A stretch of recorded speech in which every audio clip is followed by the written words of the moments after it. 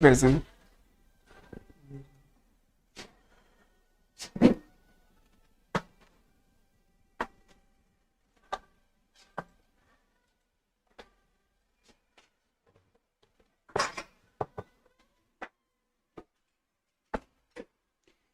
Good morning students.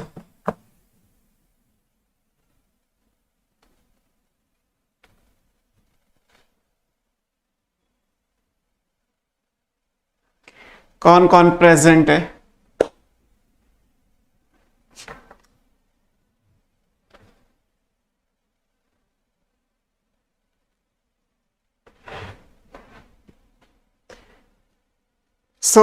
Plant kingdom chapter continue करते हैं।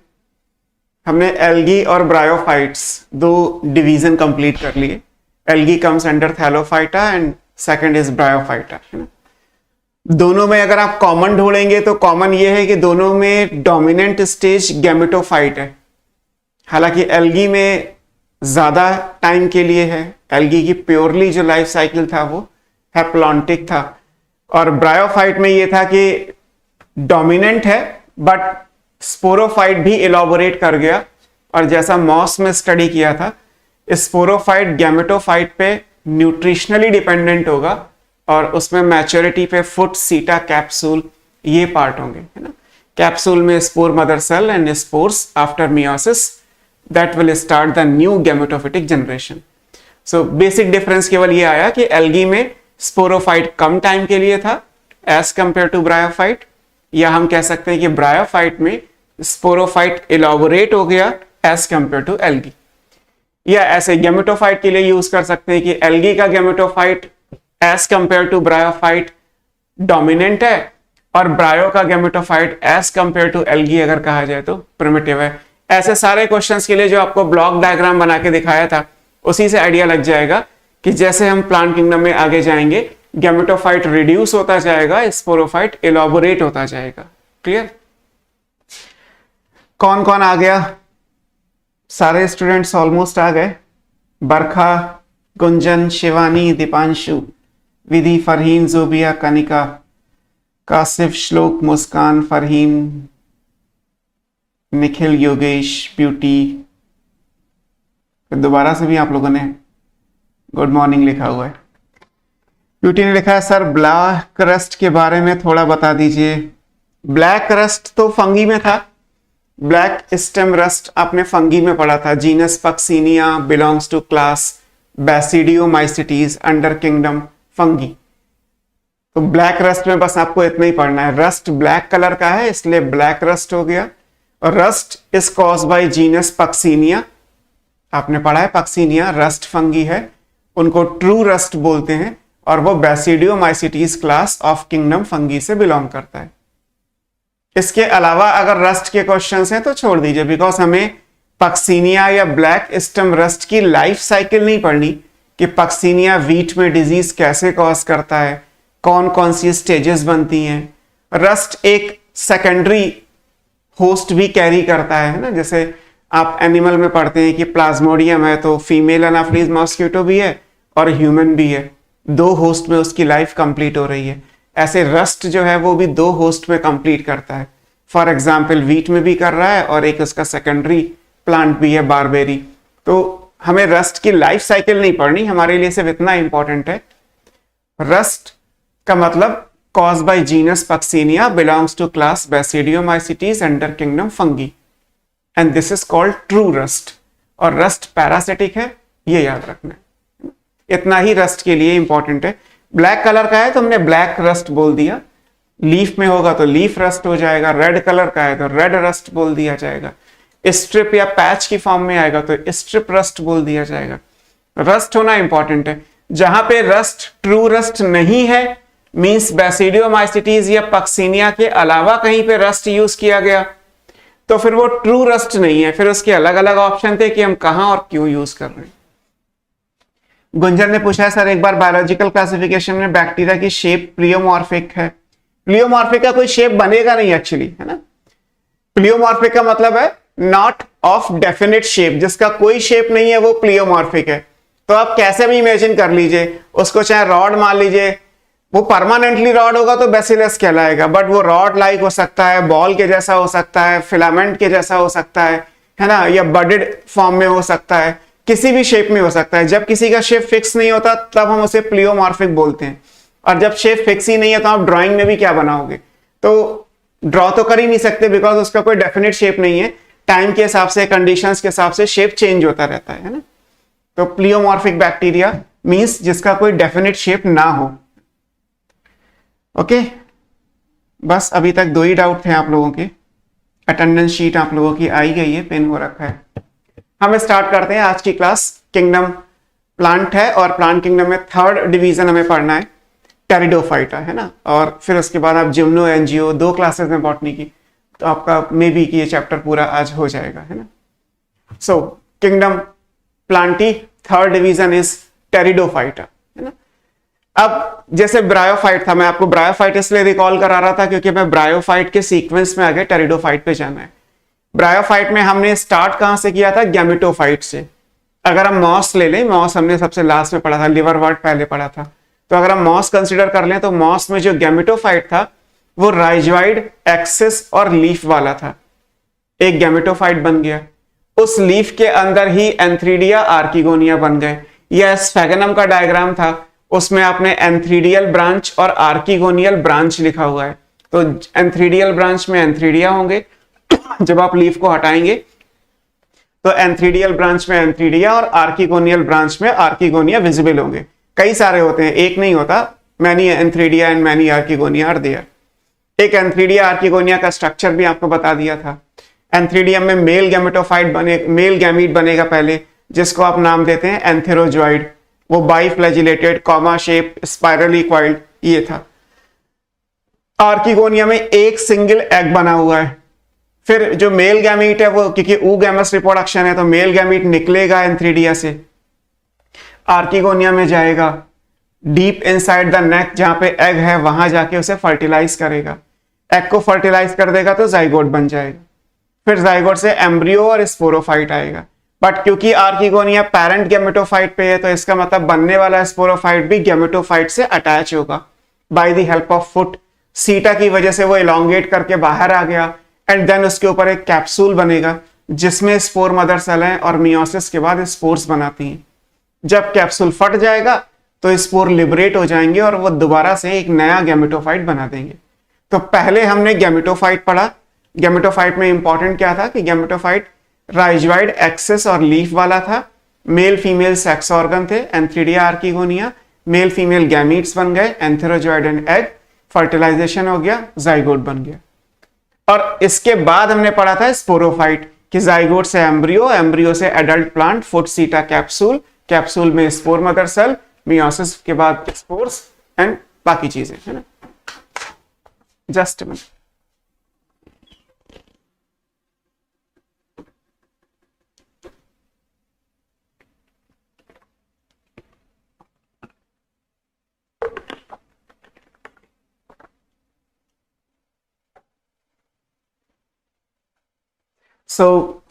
ये चीजें थी। अब हम इसी के आगे कंटिन्यूएशन में, क्योंकि टेरिडोफाइट की डायग्राम में हमने जैसे बनाया था ब्लॉक डायग्राम में, टेरिडोफाइट में दोनों फेजेस लगभग बराबर हैं, लेकिन स्पोरोफाइट को नेचर में इंपॉर्टेंस दी गई तो हम पहले स्पोरोफाइट पढ़ेंगे, उसके बाद गैमेटोफाइट पे आएंगे, है ना। टेरिडोफाइट में क्या होगा, टेरिडो और जिम्नो और एंजियो। अब हम पहले स्पोरोफाइट पढ़ेंगे, देन उसके बाद गैमेटोफाइट आएगा।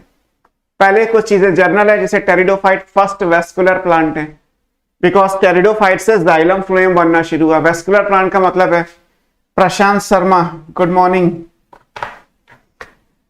टेरेस्ट्रियल में वेस्कुलर प्लांट का मतलब क्या है कि इनमें जाइलम फ्लोएम प्रेजेंट होगा। जाइलम फ्लोएम वेस्कुलर टिश्यू कहलाते हैं, है ना। एनाटॉमी में इनको क्या बोलते हैं, these are called vascular tissue.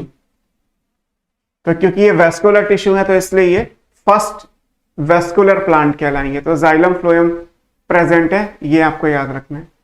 अब वाटर की प्रेजेंस यहां भी इंपॉर्टेंट है। एम्फीबियन का मतलब क्या था, एम्फीबियन का मतलब यह था कि water is essential for fertilisation,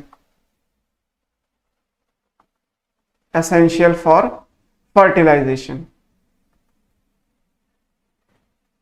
अब ये तो ब्रायोफाइट के लिए भी था, water is essential for fertilisation, तो इसके आगे एक वर्ड लगा दिया गया वेस्कुलर, कि ब्रायोफाइट को अगर हम सिर्फ एम्फीबियन बोल रहे हैं तो टेरिडोफाइट वेस्कुलर एम्फीबियन हो जाएंगे, है ना। तो vascular amphibian of the plant kingdom, ये सब एग्जाम के क्वेश्चन है, सेम नीट में या एआईपीएमटी में कभी आए थे, तो इनका आंसर है टेरिडोफाइटा। आपसे पूछा जाएगा which of the group is called vascular amphibian of plant kingdom, तो इसका मतलब टेरिडोफाइटा है। फर्स्ट टेरेस्ट्रियल वेस्कुलर प्लांट कौन से हैं, तो टेरिडोफाइटा है। वेस्कुलर प्लांट को अगर आप टेक्निकल टर्म में लिखोगे तो ये कहलाते हैं ट्रैकियोफाइट्स। आपको ये भी मैंने पढ़ाया था टर्म, जिनमें ट्रैकीड्स बन जाएंगी वो क्या कहलाएंगे, ट्रैकियोफाइट्स कहलाएंगे। तो वेस्कुलर प्लांट क्या कहलाते हैं, ट्रैकियोफाइट्स। सो टेरिडोफाइट आर फर्स्ट ट्रैकियोफाइट्स। अब वेस्कुलर में नॉन फ्लावरिंग भी यही है, बिकॉज अगर आप वेस्कुलर में आगे देखोगे तो टेरिडो में वेस्कुलर सिस्टम बन गया, जाइलम फ्लोएम, आगे जिम्नो एंजियो में भी होगा, बट जिम्नोस्पर्म और एंजियोस्पर्म में फ्लावर बनता है, वो फेनेरोगेम्स में हमने पढ़ा था। तो ये क्या कहलाएंगे, वेस्कुलर क्रिप्टोगेम। तो ये एक टर्म आ गया कि क्रिप्टोगेम्स का मतलब क्या था, नॉन फ्लावरिंग। तो वेस्कुलर में नॉन फ्लावरिंग ये है, बिकॉज वेस्कुलर में फ्लावरिंग कौन कौन से आएंगे, जिम्नोस्पर्म और एंजियोस्पर्म। तो टेरिडोफाइट कैसे हो गए, वेस्कुलर क्रिप्टोगेम्स हो गए। इनको इनके अपीयरेंस और आगे अभी हम पढ़ेंगे मेडिसिनल यूज की वजह से इन्हें निकनेम में बॉटेनिकल स्नेक्स भी कहा जाता है। ये क्यों कहा जाता है, ये अभी हम आगे डिस्कस करेंगे टेरिडोफाइट की इकोनॉमिक इंपॉर्टेंस में, कि because of their medicinal value, because of their appearance, because of their economic importance, हम इनको botanical snacks of plant kingdom भी कहते हैं। तो ये जो 4 पॉइंट्स हैं, ये 4 पॉइंट्स बेसिकली 4 क्वेश्चंस हैं जिनका आंसर एक ही आएगा, दैट इज टेरिडोफाइटा, है ना। अब बात करते हैं इनकी हैबिटेट की। हमें टेरिडोफाइट्स में जनरल कैरेक्टर्स पढ़ने हैं, हमें क्लास कैरेक्टर नहीं पढ़ने। तो जो भी आप क्लासेस में पढ़ना चाहते हैं वो भी हमें यहीं पढ़ना होगा। थोड़ा सा जनरल कैरेक्टर ही डिटेल में है, बाकी कुछ नहीं है। सो हैबिटेट की बात करेंगे तो ये नैरो जियोग्राफिकल डिस्ट्रीब्यूशन के हैं, है ना। ये लाइन आगे एक्सप्लेन की गई है कि इनका जो जियोग्राफिकल डिस्ट्रीब्यूशन है वो नैरो है, found in A limited range, है ना। बहुत लिमिटेड एरिया में आपको टेरिडोफाइट ग्रो करते हुए दिखाई देते।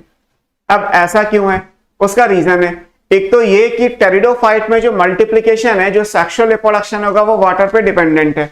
ये तो ऊपर लिखा हुआ है, sexual reproduction is dependent on water, है ना। तो वाटर चाहिए। दूसरी चीज क्या है, ये एसेक्सुअली भी डिवाइड नहीं करते और इनमें वेजिटेटिव रिप्रोडक्शन भी बहुत रेयर है। तो इसका मतलब है कि टेरिडोफाइट के लिए मल्टीप्लाई करने का एक ही ऑप्शन है, that is by sexual reproduction. तो क्योंकि सेक्सुअल रिप्रोडक्शन से ही मल्टीप्लाई होते हैं, which in turn dependent on water. तो अगर वाटर होगा तो सेक्सुअल रिप्रोडक्शन होगा, सेक्सुअल रिप्रोडक्शन होगा तो ये मल्टीप्लाई करेंगे। अब वाटर कहां मिलेगा, तो जहां वाटर मिलेगा वहां ग्रो कर जाएंगे, नहीं तो नहीं ग्रो करेंगे।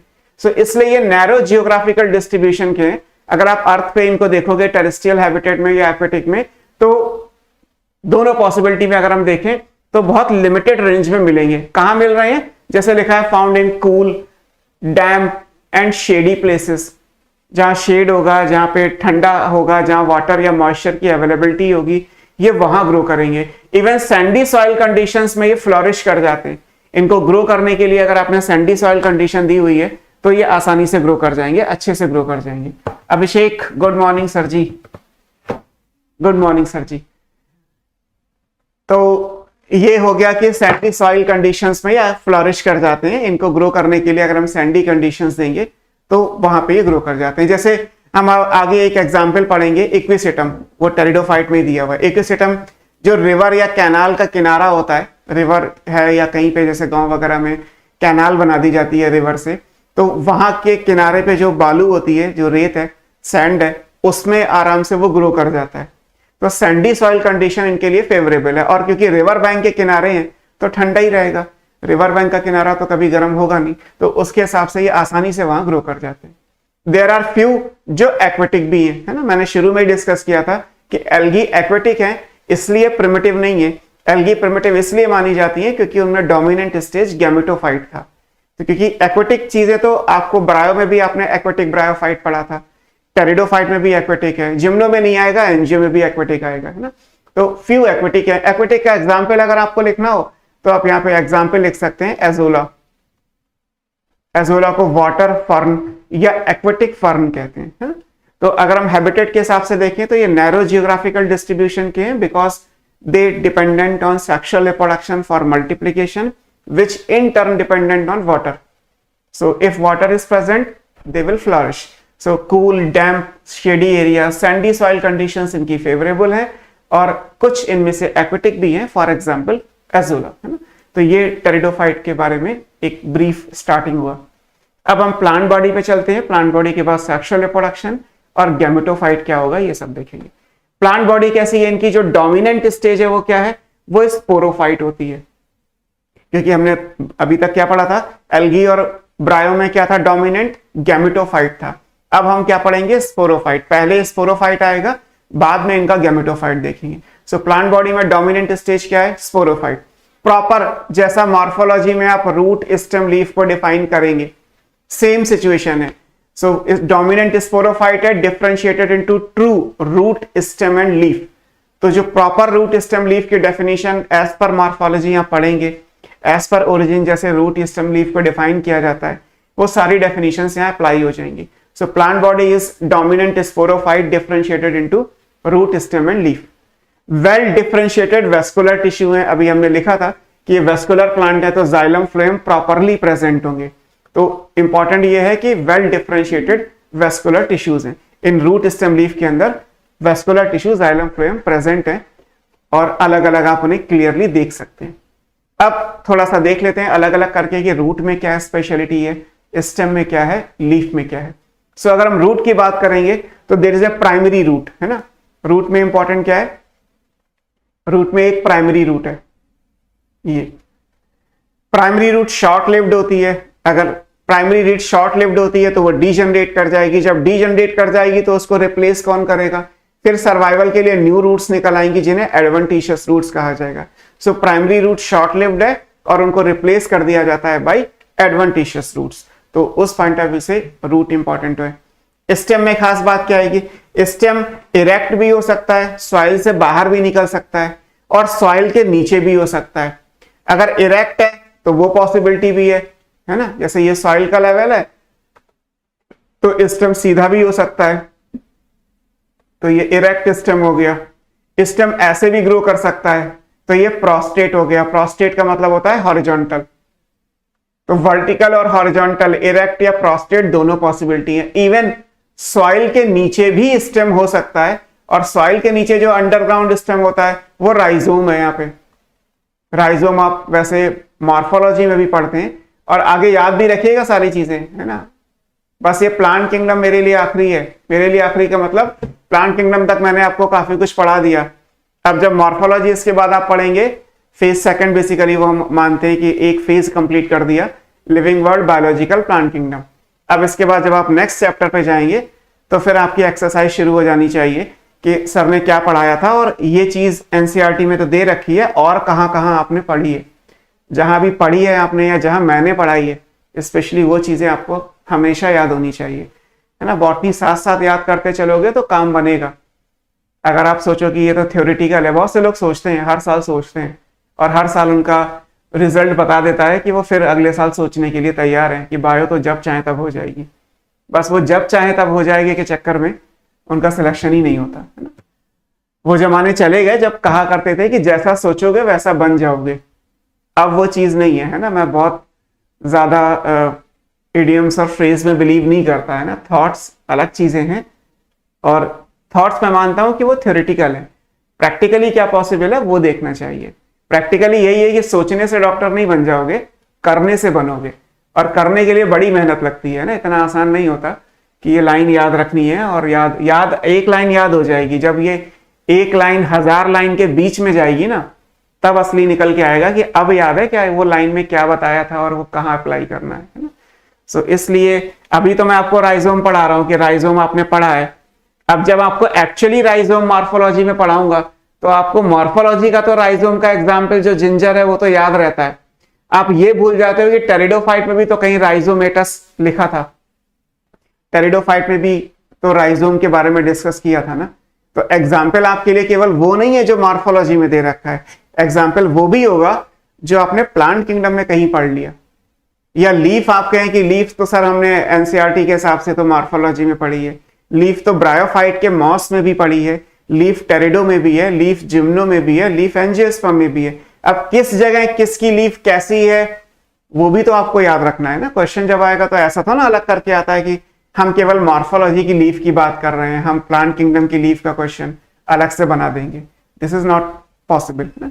तो सारी बातें याद रखनी है। प्राइमरी रूट शॉर्ट लिव्ड है, जैसे आप रूट के लिए नॉर्मली पढ़ते हैं कि टैप रूट होती है, टैप रूट हमेशा बनती है, जहां एडवेंटिशियस है वहां भी टैप रूट बनती है, बट क्योंकि टैप रूट डीजनरेट हो जाती है, प्लांट को सरवाइव करने के लिए रूट चाहिए और टैप रूट तो डीजनरेट हो गई, अब प्लांट सरवाइव कैसे करेगा, बिना रूट के तो नहीं करेगा, तो फिर वो एडवेंटिशियस रूट्स को डेवलप कर लेता है। तो सेम सिचुएशन यहां पे भी है कि प्राइमरी रूट शॉर्ट लिव्ड है, वो डीजनरेट हो जाएगी, तो उसको रिप्लेस करने के लिए फिर एडवेंटिशियस रूट्स आ जाएंगे। इसी तरीके से स्टेम में आपको याद रखना है कि स्टेम इरेक्ट या प्रोस्टेट दोनों हो सकता है, दोनों सॉइल के ऊपर वो ऊंचाई या हाइट में भी ग्रो कर सकते हैं, सॉइल के डायरेक्शंस हॉरिजॉन्टल ग्रोथ को भी शो कर सकते हैं। सो इरेक्ट एंड प्रोस्टेट दोनों पॉसिबिलिटी है। अंडरग्राउंड राइजोमेटा सिस्टम होता है फर्न के अंदर, है ना, ये जमीन के नीचे अगर कोई राइजोम के जैसा स्ट्रक्चर है तो उसका एग्जाम्पल क्या है, फर्न। फर्न बार बार आएगा, फर्न टेरिडोफाइट की लास्ट क्लास है, टेरिडोफाइट की 4 क्लासेस हैं, उसमें से चौथी क्लास है, उसको हम निक नेम में फर्न कहते हैं। तो फिलहाल अभी आप फर्न याद रखिएगा, है ना। ओके, ब्यूटी ने क्या लिखा था और रिट्रैक्ट कर दिया।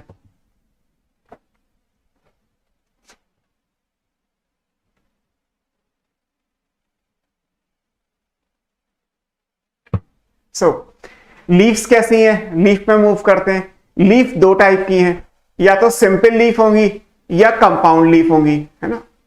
1 मिनट, यस। तो अगर सिंपल लीफ है, सिंपल लीफ कैसे पढ़ते हैं, जैसे मॉर्फोलॉजी में कि जब लैमाइना डिवाइड नहीं करता, जैसे स्लेजिनेला का स्टेम होता है, तो स्लेजिनेला की लीफ अगर आप देखोगे तो बहुत छोटी सी लीफ है, ये सिंपल लीफ है और साइज में स्मॉल है। स्मॉल है तो क्या बोला जाएगा, माइक्रोफिल। माइक्रो मतलब स्मॉल साइज की है, फिल फॉर लीफ। एग्जाम्पल क्या आएगा, स्लेजिनेला। तो स्लेजिनेला की लीफ सिंपल होती है और स्मॉल साइज की है।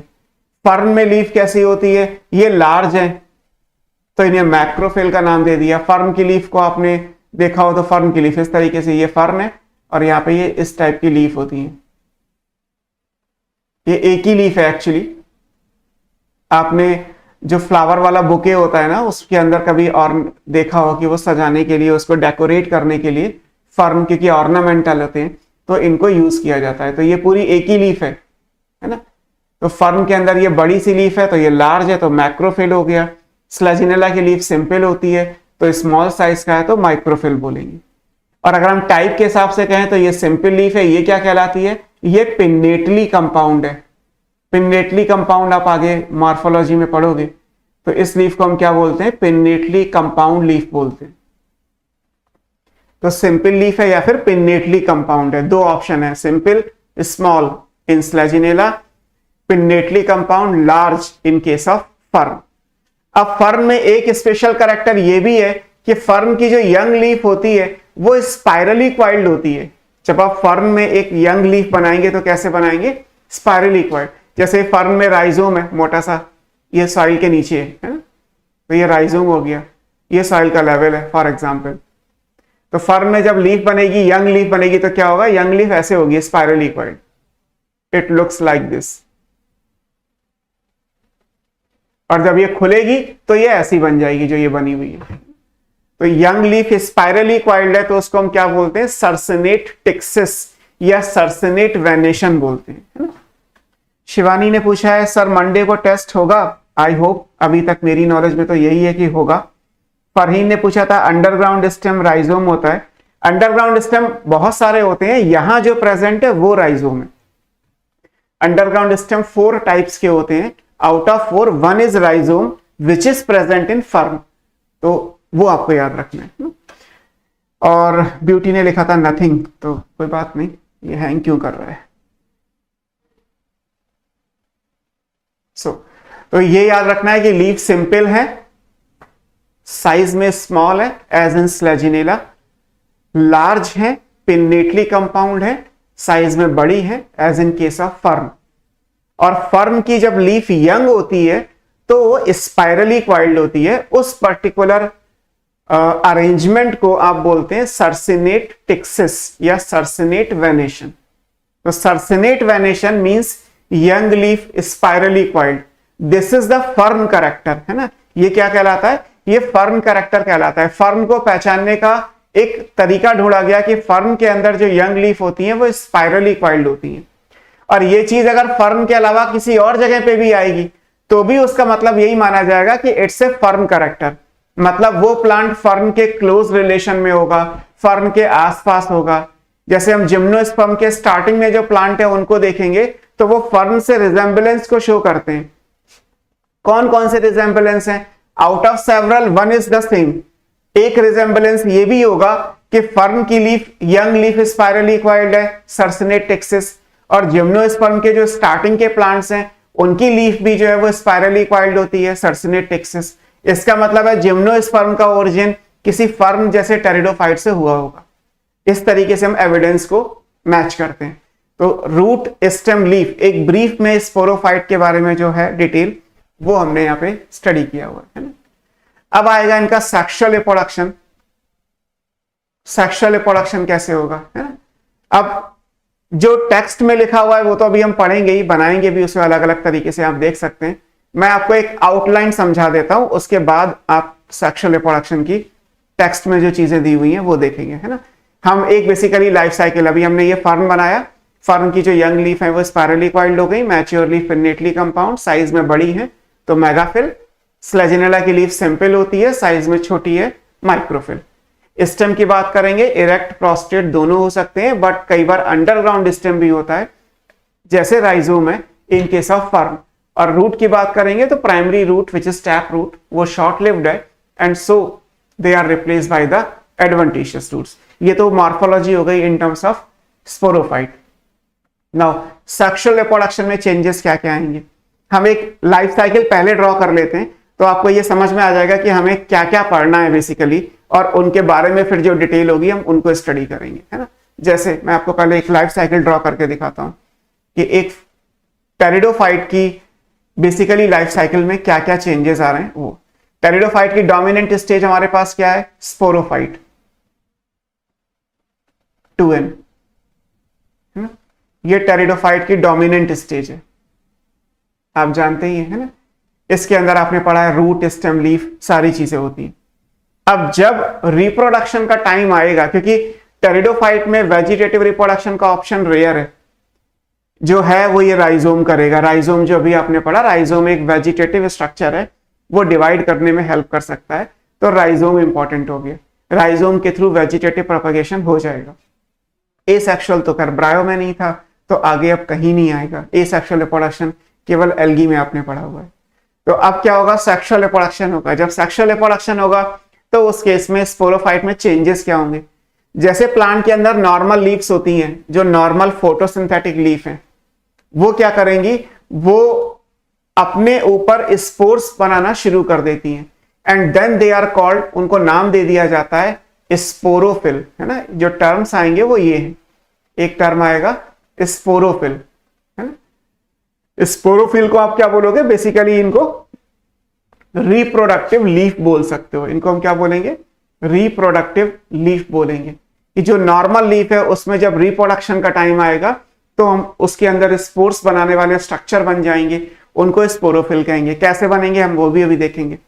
कई बार ये भी होता है कि जो स्पोरोफिल्स हैं वो मेन प्लांट बॉडी से अलग हो जाती हैं in the form of A compact cone like structure. जैसे आप अगर नॉर्मल प्लांट की बात करो, थोड़ी देर के लिए आप जैसे अपनी डेली लाइफ में प्लांट को देखते हो, तो बहुत सारे केस में आपको फ्लावरिंग दिख जाती है। आपको, आपने गुड़हल देखा या आपने रोज का प्लांट देखा, आपने गेंदे का प्लांट देखा होगा, तो इनमें आपको पता है कि जब तक ग्रीन प्लांट है, रूट स्टेम लीफ है, अब फ्लावर बन गया तो इसका मतलब रिप्रोडक्शन का पोर्शन अलग हो गया। फ्लावर का काम है रिप्रोडक्शन करना और सूख के खत्म हो जाना। जो मेन प्लांट है वैसे का वैसा रहेगा। लेकिन कई बार होता है कि आपको फ्लावर दिखाई नहीं देता, मतलब बनता तो है लेकिन आप उसे मॉर्फोलॉजी पहचान नहीं सकते क्योंकि वो मेन प्लांट बॉडी के अंदर ही होगा। मान लीजिए किसी प्लांट में ग्रीन कलर का ही फ्लावर बनता और ग्रीन कलर का पूरा प्लांट है, तो आप दूर से कैसे पहचानते हैं कि फ्लावर कहां गया?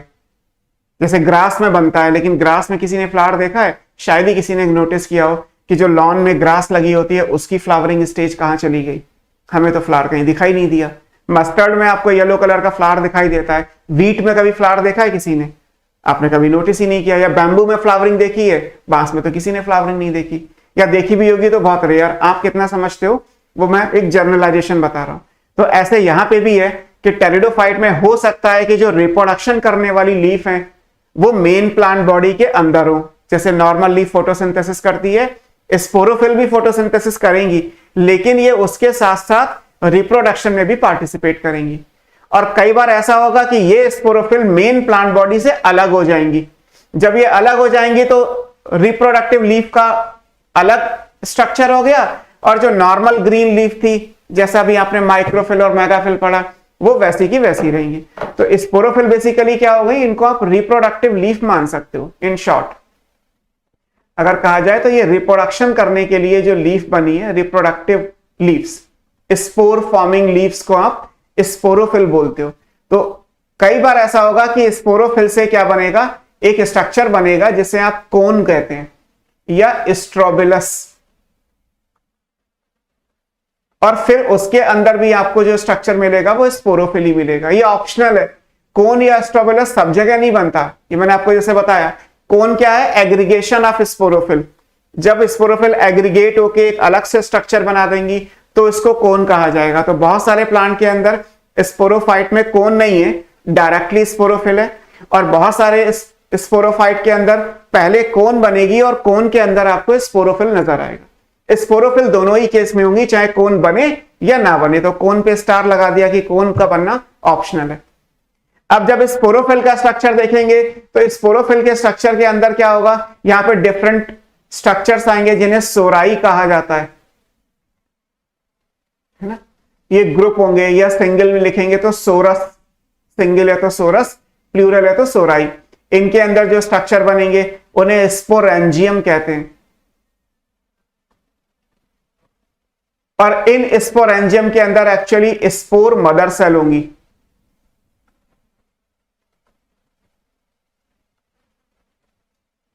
तो यहां से यहां तक सब 2n है। स्पोर मदर सेल के अंदर मियोसिस हो गई, रिडक्शन डिवीजन हो गया, तो यहां से बन गए स्पोर्स n। और स्पोर जब जर्मिनेट करके बनाएंगे तो क्या बनाएंगे? Gametophyte n। हैप्लॉइड है गैमेटोफाइट।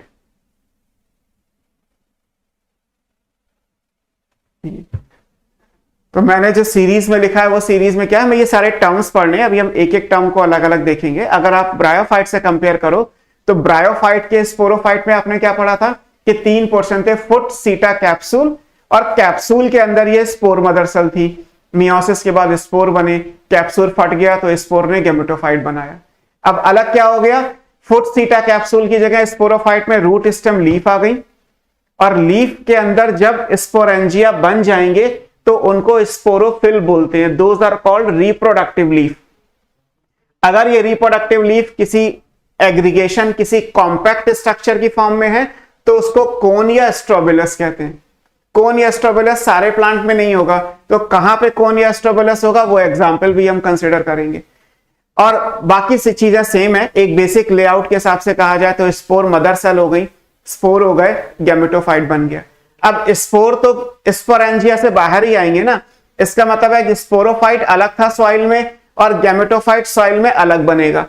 टेरिडोफाइट पूरे प्लांट किंगडम का एक ऐसा ग्रुप है जिसका मेल और फीमेल, जिसका गैमेटोफाइट और स्पोरोफाइट दोनों ही फ्री लिविंग है, दोनों ही सॉइल में अलग अलग बनेंगे, दोनों एक दूसरे पे डिपेंडेंसी को शो नहीं करते। जैसे एल्गी में आपने पढ़ा था इस गैमेटोफाइट के अंदर स्पोरोफाइट, ब्रायो में भी आपने पढ़ा स्पोरोफाइट बड़ा है फुट, सीटा, कैप्सूल का, बट पैरेंट गैमेटोफाइट से जुड़ा हुआ है। लेकिन टेरिडोफाइट में क्या है? स्पोरोफाइट अलग सॉइल में बन रहा है और गैमेटोफाइट अलग सॉइल में बन रहा है। अब इस गैमेटोफाइट के अंदर मेल फीमेल सेक्स ऑर्गन आएंगे, दैट इज एंथ्रीडिया और आर्किगोनिया। एंथ्रीडियम है,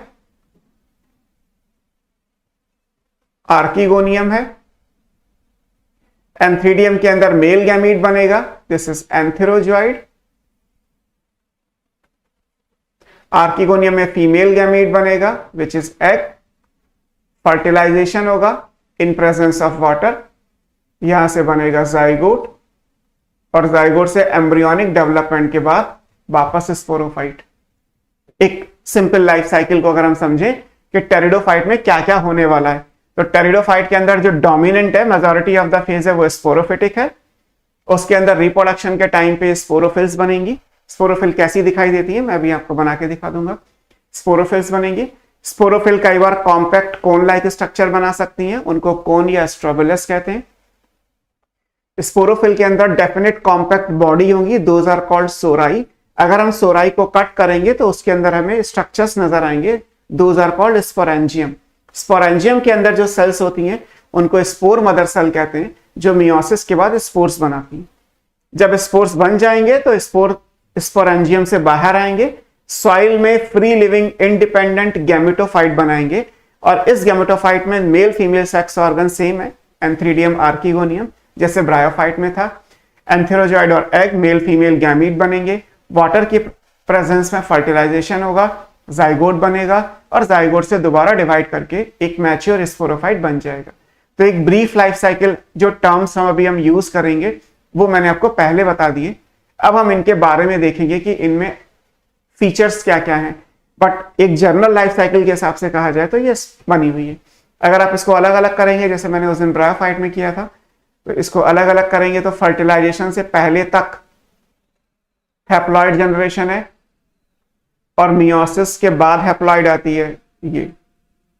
तो यहां तक जो लेफ्ट साइड में है वो एन है गैमेटोफाइट, जो राइट साइड में है वो 2n है स्पोरोफाइट।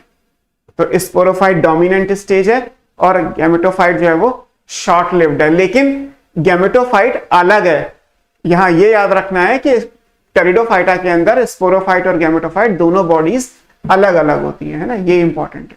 ठीक है, अब इसके आगे हम एक एक चीजों को देखते हैं।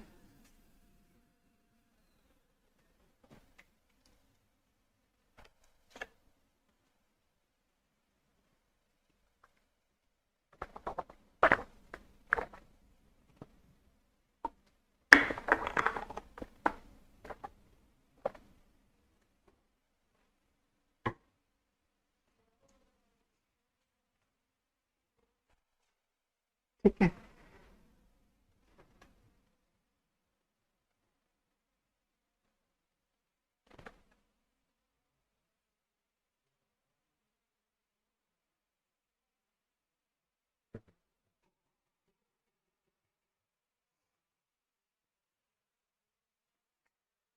सो अब इनके आगे का स्ट्रक्चर देखते हैं क्या क्या है ना। स्पोरोफाइट हो गया, रूट स्टेम लीफ। अब हम वापस चेंजेस में जाते हैं, है ना। हमने क्या क्या चीजें पढ़ी हैं अभी हम पहले अपने हिसाब से समझ लेते हैं। जैसे मैं आपको फर्न को लेके समझा दे रहा हूं कि अगर हम एक फर्न की लाइफ साइकिल बनाएं, फर्न जो मैंने अभी ड्रॉ किया है वो बेसिकली एक फर्न से बिलोंग कर, तो क्या क्या चीजें आएंगी हम उनको देखते हैं। जैसे फर्न में अगर आप लीफ बनाएंगे तो इट लुक्स लाइक ये एक्सिस है, ये पिन्नेटली कंपाउंड लीफ में पिन्ना प्रेजेंट होते हैं, सो दीज आर पिन्ना।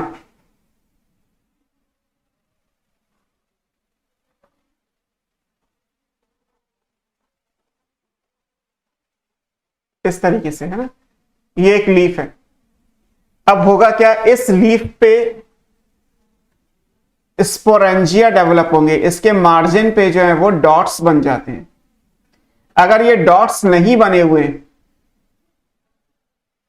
तो ये क्या कहलाएगी, नॉर्मल लीफ कहलाएगी, है ना। दिस इज, अगर ये फर्न है, फॉर एग्जांपल ये फर्न की लीफ ली गई है, अगर फर्न की लीफ है तो ये क्या कहलाएगी, मेगाफिल। अभी आपने लिखा था साइज में बड़ी है और ये पिन्नेटली कंपाउंड है ना। तो जब इसके अंदर जो है वो ये स्पोरेंजिया डेवलप हो जाएंगे, यही लीफ किस में चेंज हो जाएगी, स्पोरोफिल में। स्पोरोफिल कब, जैसे सीजन आएगा, जैसे रिप्रोडक्शन स्टार्ट होने वाला होगा, तो उसमें क्या होगा कि ये लीफ जो है वो अपने मार्जिन पे स्पोरेंजिया डेवलप कर लेती है ना। तो स्पोरेंजिया डेवलप कर लेंगी तो उसके हिसाब से इसको हम क्या बोलेंगे, स्पोरोफिल बोलेंगे, है ना। तो ये आपको याद रखना है कि स्पोरोफिल जो है वो प्रेजेंट होगी, है ना। अच्छा, ये लीफ की कौन सी सरफेस है, तो ये भी इंपॉर्टेंट है। जैसे आप बुक में देखोगे तो लीफ में आप दो सरफेस पढ़ते हैं, डॉर्सल सरफेस होती है और एक वेंट्रल सरफेस होती है ना। लीफ को आप बोलते हैं तो डॉर्सल एंड वेंट्रल बोलते हैं, तो वो एबैक्सियल और एडैक्सियल कहलाती है। तो ये कौन सी सरफेस है, ये स्ट्रक्चर क्या है, इन स्ट्रक्चर को हम बोलते हैं सोराई। प्लूरल होगा तो सोराई, सिंगल होगा तो सोरस। कहां बनेंगे, on the dorsal surface of leaf. Dorsal surface क्या कहलाती है, टेक्निकल टर्म में इसे एबैक्सियल कहते हैं।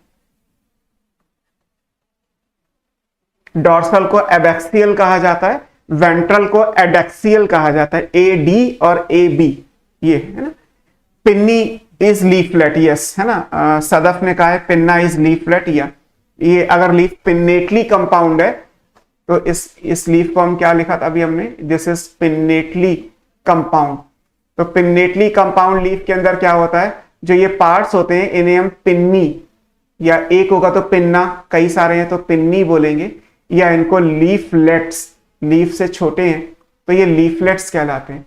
तो एक पिन्नेटली कंपाउंड लीफ फर्म के अंदर होती है, नॉर्मल फोटोसिंथेसिस कर रही है। जब तक वो फोटोसिंथेसिस कर रही है तब तक वो लार्ज साइज की है, टाइप के हिसाब से पिन्नेटली कंपाउंड है, टर्म्ड एज मेगाफिल, ठीक है।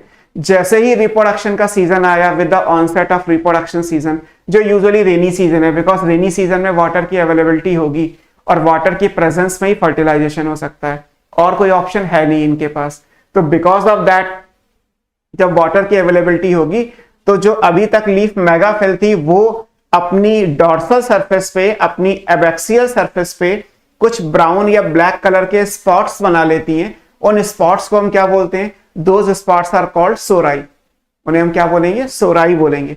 और अब ये लीफ क्या कहलाएगी, now this leaf is called sporophyll, क्योंकि अब इसमें सोराई या डेवलपमेंट शुरू हो गया, तो अब इस मेगाफिल को हम क्या बोल देंगे, स्पोरोफिल बोल देंगे।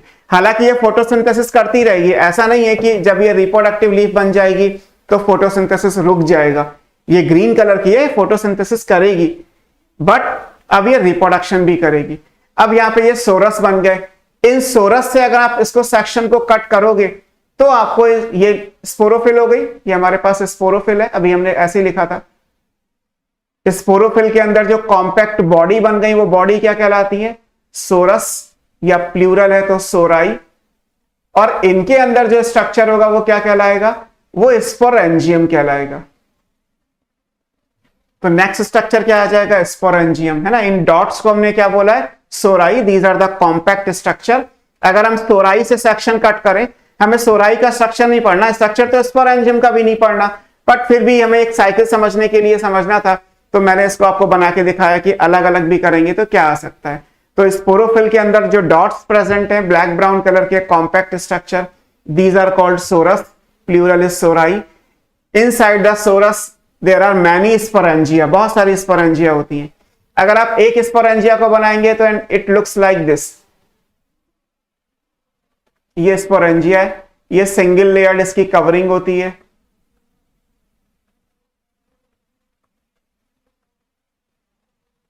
इस तरीके से स्पोरेंजिया होगी, है ना। इसको हम बोलते हैं एनुलस, जो इसकी कवरिंग है। यहां पे जो होगा बहुत सारी सेल्स होंगी, इन्हें आप बोलोगे स्पोर मदर सेल, और ये कैसी है, डिप्लॉइड, है ना। कुछ सेल्स ऐसी होती हैं जो लूजली अरेंज होती हैं, लाइक यहां पे जो ये है स्ट्रक्चर, यहाँ पे कुछ सेल्स ऐसी होंगी जो लूजली अरेंज है। इस स्ट्रक्चर को बोलते हैं स्टोमियम। स्पोरेंजिया यहीं से फटेगी, जब स्पोरेंजिया फटेगी ना तो ये स्ट्रक्चर बैक में जाएगा और अंदर जो स्पोर्स हैं वो बाहर आ जाएंगे। अब इन स्पोर मदर सेल में हमने क्या पढ़ा, इनमें मियोसिस जब हो जाएगी, इनमें जब रिडक्शन डिवीजन हो जाएगा तो क्या बन जाएंगे यहां से, स्पोर्स, हैप्लॉइड, है ना। तो हमने अभी यही पढ़ा, पूरे साइकिल में भी हमने इसी तरीके से लिखा था कि एक स्पोरोफिल बन गई, स्पोरोफिल के अंदर जो कॉम्पैक्ट बॉडीज हैं दोज आर कॉल्ड सोराई। उस सोराई के अंदर अगर आप सेक्शन कट करेंगे तो each sorus has so many sporangia, sporangia के स्ट्रक्चर को बना दिया गया एक ब्रीफ में। स्पोरेंजिया में एक स्टोमियम होगा जहां से स्पोरेंजिया फटता है, डेहिसेंस होता है। स्पोर मदर सेल होगी जो बहुत सारी होंगी एक स्पोरेंजियम के अंदर। इन स्पोर मदर सेल्स में मियोसिस हो जाएगी और मियोसिस के बाद जो स्ट्रक्चर बनेंगे वो हैप्लॉइड स्पोर्स कहलाएंगे। तो इस तरीके से हम स्पोर्स तक पहुंच गए। ठीक है, स्पोर स्पोरेंजिया से बाहर आ गए, इसका मतलब जो मेन प्लांट था जिसमें ये लीफ प्रेजेंट थी उससे अलग। तो मींस कि स्पोरोफाइट का अलग इंडिपेंडेंट एग्जिस्टेंस है और गैमेटोफाइट का अलग इंडिपेंडेंट एग्जिस्टेंस आएगा। तो ये तो स्पोरोफाइट के अंदर जो डेवलपमेंटल चेंजेस थे उनकी बात आ गई। अब यहाँ पे ये भी कि कुछ केस में आपने पढ़ा अभी कि स्पोरोफिल कॉम्पैक्ट कोन के जैसे स्ट्रक्चर बना देते हैं। तो स्पोरोफिल अगर कॉम्पैक्ट कोन के जैसा स्ट्रक्चर बना देगा तो उसे स्ट्रोबिलस बोलते हैं।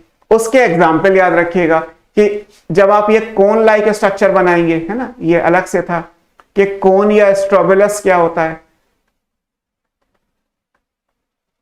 कोन या स्ट्रोबिलस क्या है? This is called aggregation. Aggregation का मतलब है grouping, aggregation of sporophyll. Sporophyll अगर एग्रीगेट हो जाएंगी, कॉम्पैक्टली अरेंज अगर हो जाएंगी तो मेन प्लांट बॉडी से स्ट्रक्चर अलग हो जाएगा। दैट स्ट्रक्चर इज कॉल्ड कोन या स्ट्रोबिलस। अब कोन या स्ट्रोबिलस का एग्जाम्पल क्या है? इनके एग्जाम्पल आपकी बुक में दिए हैं, लाइक स्लेजिनेला में कोन बनती है ना, ये आपको याद रखना पड़ेगा, है ना। इक्विसिटम में कोन बनती है, फर्न में नहीं बनती, है ना, ये भी इंपॉर्टेंट है। स्लेजिनेला इक्विसिटम में तो बनती है, TUM है। तो स्लेजिनेला और इक्विसिटम में तो बनेगी लेकिन फर्न में कोन नहीं बनती। क्लियर? तो अगर आप फर्न बनाओगे, क्योंकि हमने ये फर्न का डायग्राम बनाया था जो स्पोरोफिल का बनाया है आपने, सो अगर आप फर्न में बनाएंगे तो कोन नहीं बनेगा। लेकिन अगर ये स्लेजिनेला या इक्विसिटम का डायग्राम कुछ ऐसा होता तो वहां पे कोन का अपीयरेंस आएगा, वहां पे कोन प्रेजेंट होता है। तो ये स्पोरोफाइट के अंदर जो चेंजेस है उनकी बात हो गई, है ना। सर एनुलस क्या है? फरहीन ने पूछा है। एनुलस का मतलब होता है रिंग। तो स्पोरेंजिया की जो आउटर वॉल है, ये आउटर लेयर है। जैसे आप एपिडर्मिस पढ़ते हो ना, एपिडर्मिस का काम होता है बाहर प्रेजेंट है और प्रोटेक्शन देती है। तो ऐसे ही स्पोरेंजिया में जो स्ट्रक्चर प्रेजेंट है वो एनुलस कहलाता है।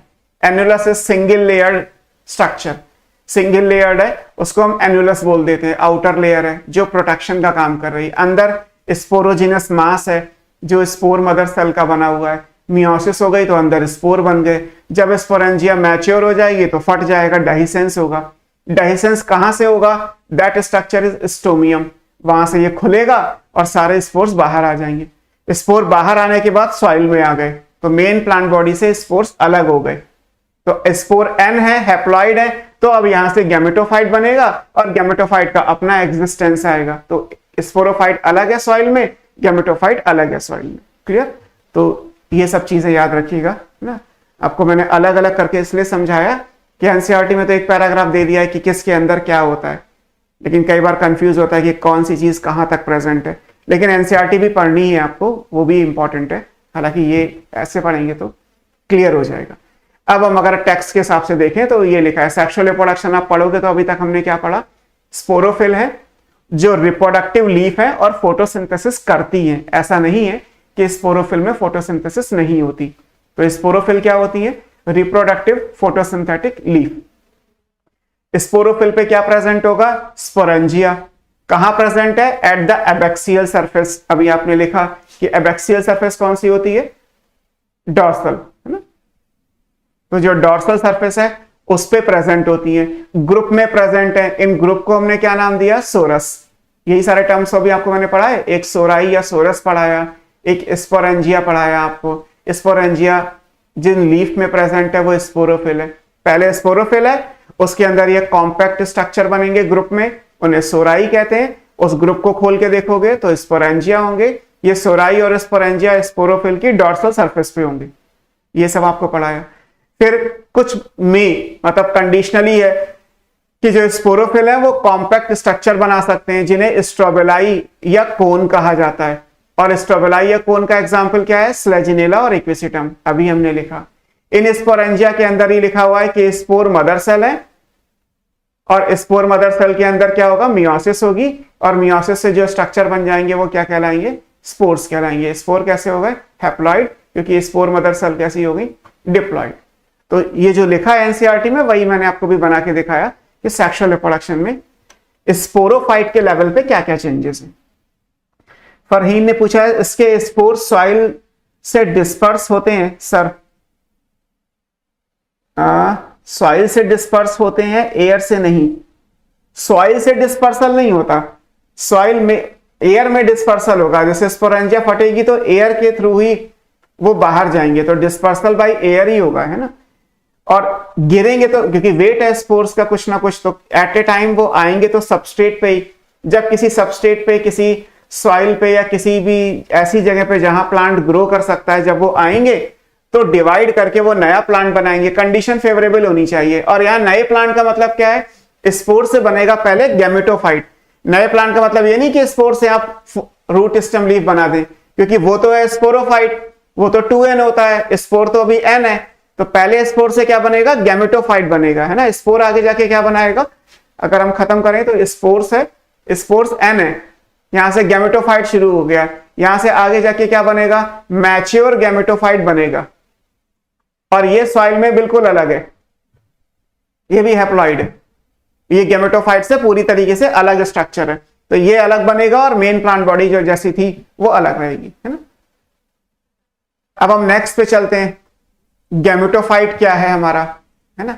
स्पोर जर्मिनेट करके गैमेटोफाइट बनाएगा। तो गैमेटोफाइट कैसा होता है उसके बारे में देखते हैं कि गैमेटोफाइट क्या है।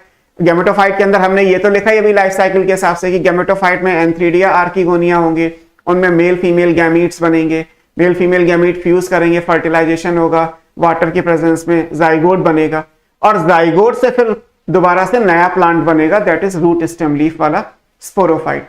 बट पहले हम गैमेटोफाइट का स्ट्रक्चर देखते हैं। गैमेटोफाइट कैसा है, इनकॉन्स्पिशियस है। ये वर्ड इंपॉर्टेंट है, नीट के क्वेश्चन में आया हुआ है, इनकॉन्स्पिशियस। इनकॉन्स्पिशियस का मतलब है नॉट प्रोमिनेंट, आपको बड़ा सा बिल्कुल अलग सा स्ट्रक्चर नहीं दिखाई देगा।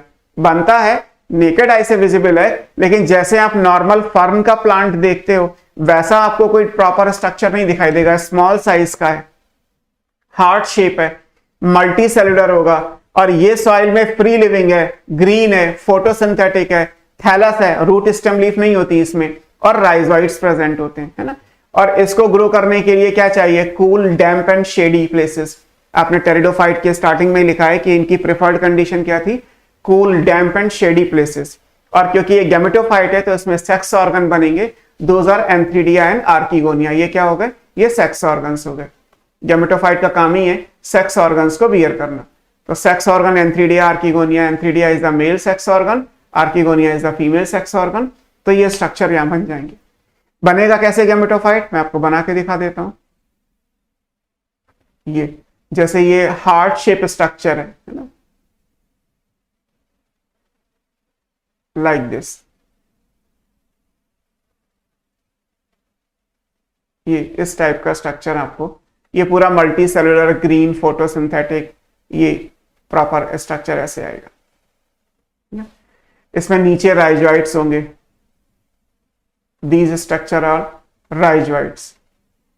अब इसमें रूट लीफ नहीं है, रूट स्टेम लीफ नहीं है, तो ये कैसा हो गया, थैलॉइड। यहां लिखा हुआ है थैलॉइड है विद राइजोइड। पूरा ये ग्रीन फोटोसिंथेटिक है, हार्ट शेप स्ट्रक्चर है, छोटा होगा, बहुत प्रोमिनेंट नहीं होगा। इसमें ये डिप्रेशन है, आपको ब्रायोफाइट में लिखाया था ना, ये क्या कहलाता है, एपिकल नॉच, जो ग्रोइंग पॉइंट है थैलस का, है ना। जैसे आपको ब्रायोफाइट में लिवर वर्ट में पढ़ाया था कि ये लिवर वर्ट के जैसा ही तो है, लिवर वर्ट में लिवर के जैसे उभार आ रहे हैं तो लिवर वर्ट नाम दे दिया। ये सिंपल थैलॉइड है, इसमें रूट स्टेम लीफ नहीं है तो थैलस वर्ड आ गया। ग्रीन फोटोसिंथेटिक है, सॉइल में इंडिपेंडेंट है, फ्री लिविंग है, स्मॉल साइज का है, कॉन्स्पिशियस या प्रोमिनेंट नहीं है, हार्ट शेप है, मल्टी सेलुलर है, supported by the means of rhizoids. तो ये सारी प्रॉपर्टी आई है ना। तो इस हिसाब से आप इसी में सेक्स ऑर्गन बनेंगे। सेक्स ऑर्गन कैसे बनेंगे, उनको भी आप बना सकते हैं। राइजोइड्स के बीच में कुछ स्फेरिकल बॉडी होती है, ये राइजोइड है, यहां पे कुछ स्फेरिकल बॉडीज होंगी राउंड राउंड सी। ये जो स्फेरिकल बॉडीज हैं, दीज आर कॉल्ड एंथ्रीडियम। ये स्फेरिकल बॉडी क्या है, एंथ्रीडियम है। और जो ये एपिकल नॉच है यहां पे कुछ इलोंगेटेड स्ट्रक्चर्स होंगे चारों तरफ, इसके सारी साइड्स पे होंगे। और ये स्ट्रक्चर क्या है, दीज स्ट्रक्चर्स आर आर्किगोनियम।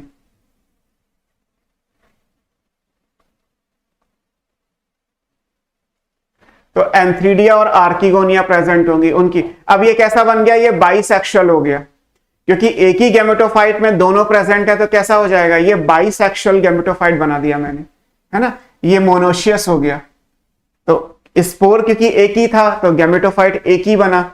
अब एक ही गैमेटोफाइट पे दोनों सेक्स ऑर्गन आ गए, एंथ्रीडिया और आर्किगोनिया। अब एंथ्रीडिया के अंदर मेल गैमीट होगा, मेल गैमीट क्या कहलाएगा, एंथेरोजॉइड। एंथ्रीडिया में क्या बन जाएगा, male gamete.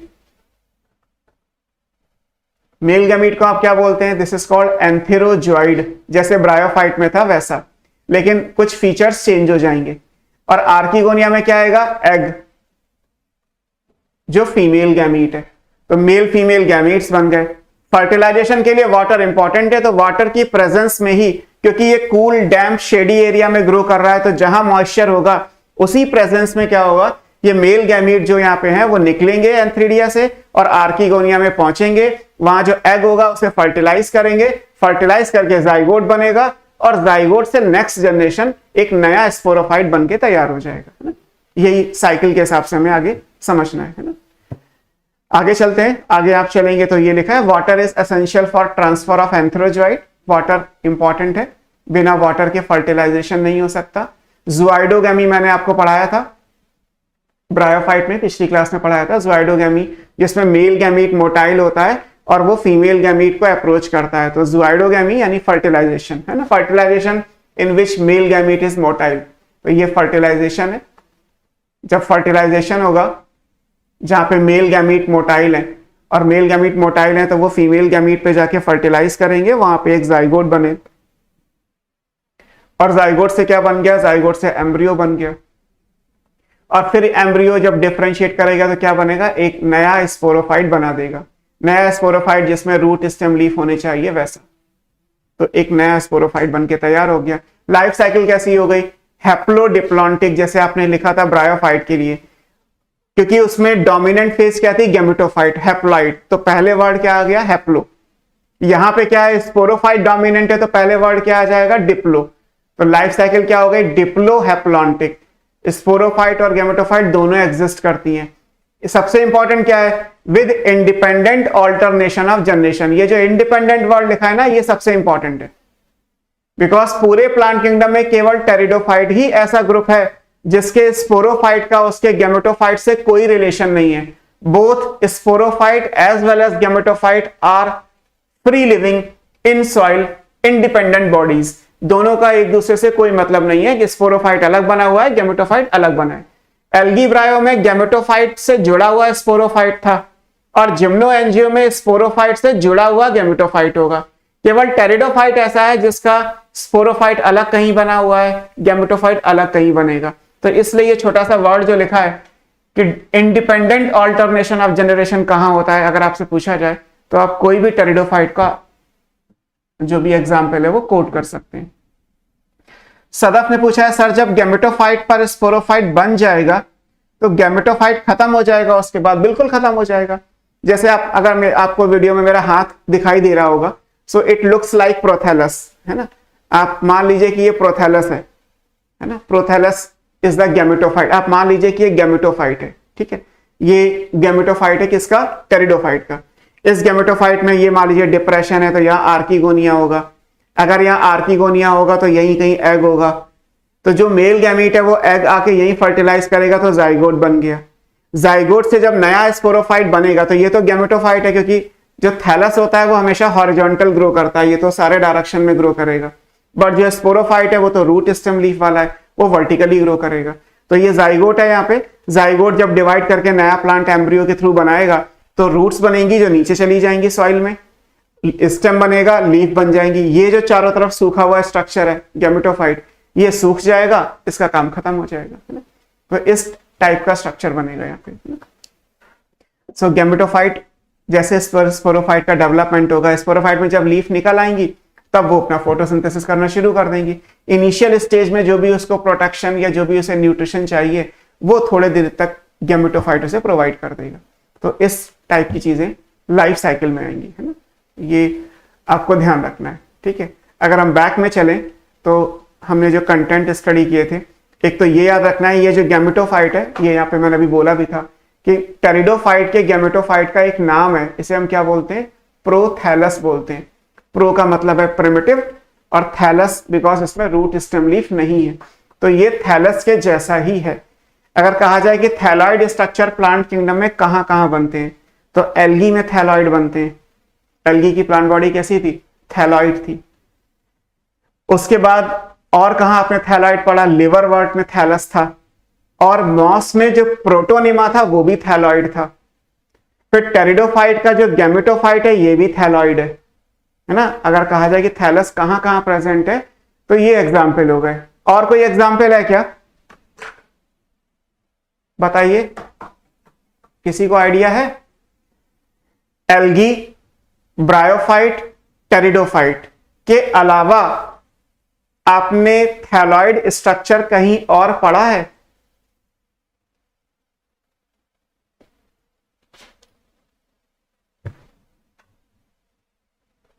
Thalloid structure is formed in, और एल्गी, ब्रायो, टेरिडो तो हो ही गए, इसके अलावा आपने थैलॉइड स्ट्रक्चर कहां कहां पढ़ा है?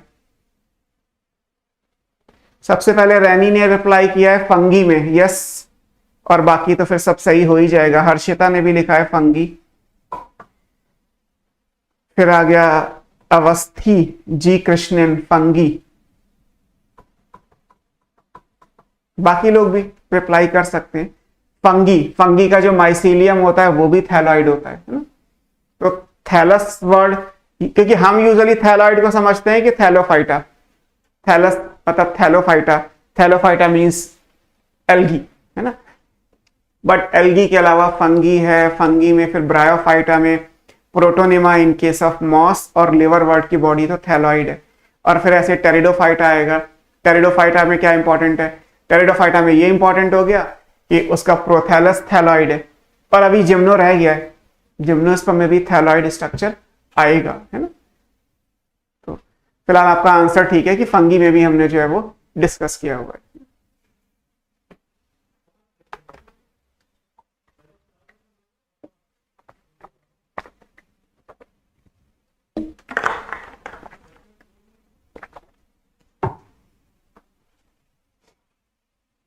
क्लियर? तो ये मैंने आपको सारे जर्नल करेक्टर्स पढ़ा दिए, बाकी लोगों ने भी फंगी रिप्लाई कर दिया। आप सब कुछ बैक में ले जाएंगे, तो मैं आपको बैक में फिर वो साइकिल दिखाना चाह रहा था जो मैंने बनाई थी, दिस वन। ये टेरिडोफाइटा की लाइफ साइकिल थी। अब यहाँ पे आप समझो तो जितना भी अभी हमने डिटेल में डिस्कस किया हुआ है वो हमने यहाँ देखा था। स्पोरोफाइट एक नॉर्मल रूट स्टेम लीफ वाला प्लांट बॉडी। जब रिप्रोडक्टिव सीजन आया, फॉर एग्जाम्पल रेनी सीजन जो इनका प्रिफर्ड रिप्रोडक्टिव सीजन है, जब वाटर की अवेलेबिलिटी होगी तो some of the sporophyll are formed, या आप कह सकते हैं सम ऑफ द मेगाफिल और माइक्रोफिल, जैसा भी जिस एग्जाम्पल के साथ है, वो रिप्रोडक्टिव लीफ में चेंज हो जाएगा। Those reproductive leaves are simply called sporophyll. Sometimes sporophyll may arrange to form a compact cone-like structure जिसे हम स्ट्रोबिलस कहते हैं। Examples Legionella and Equisetum। Sporophyll के अंदर कुछ कॉम्पैक्ट बॉडीज होंगी, उनकी एबैक्सियल यानी उनकी डॉर्सल सरफेस पे those bodies are called sori which has many sporangia. Inside the sporangium are the spore mother cells which divide by meiosis forming haploid spores. Spores are liberated from the sporangia. They fall on the substratum, that is soil or any matter जिस पे plant grow कर सकता है, and develop into the gametophyte. Gametophyte is multicellular, heart-shaped, small, inconspicuous, with rhizoids. ये सब हमने properties पढ़ी हैं। इनकॉन्स्पिशियस है, स्मॉल है, हार्ट शेप है, फ्री लिविंग है सॉइल में, इंडिपेंडेंट है, ग्रीन फोटोसिंथेटिक है, supported by the means of rhizoids. इस गैमेटोफाइट को नाम भी दिया गया, this gametophyte is called prothallus. This prothallus consist of male and female sex organ that is antheridia and archegonia. Antheridia के अंदर मेल गैमेटोफाइट बन गया एंथेरोजॉइड, आर्किगोनियम में बन गया female gamete that is egg. Male और female gamete that is antherozoid and egg वो water की प्रेजेंस में फ्यूज करेंगे, एक जाइगोट बनेगा, जाइगोट से एम्ब्रियो और एम्ब्रियो से दोबारा से स्पोरोफाइट बन जाएगा। तो ये ब्रीफ लाइफ साइकिल हमारे हिसाब से कंप्लीट हो गया। अब यहां नोटिस करने की चीज ये है कि most of the pteridophyte, majority of the pteridophyte के अंदर जो ये स्पोर्स बने हैं they are of same type. हमने यहाँ पे स्पोर्स बनाए हैं, ये सारे स्पोर्स कैसे होंगे, एक जैसे होंगे, एक ही तरीके से हैं। जितने भी स्पोर्स बन रहे हैं they are of similar type, सब एक जैसे स्पोर्स हैं। सो ऐसे टेरिडोफाइट जिनमें स्पोर्स एक जैसे होते हैं those are called homosporous pteridophyte. तो बेसिकली ये जो ड्रॉ किया गया है ये क्या है, ये एक होमोस्पोरस टेरिडोफाइट की लाइफ साइकिल है। This is the life cycle of homosporous pteridophyte.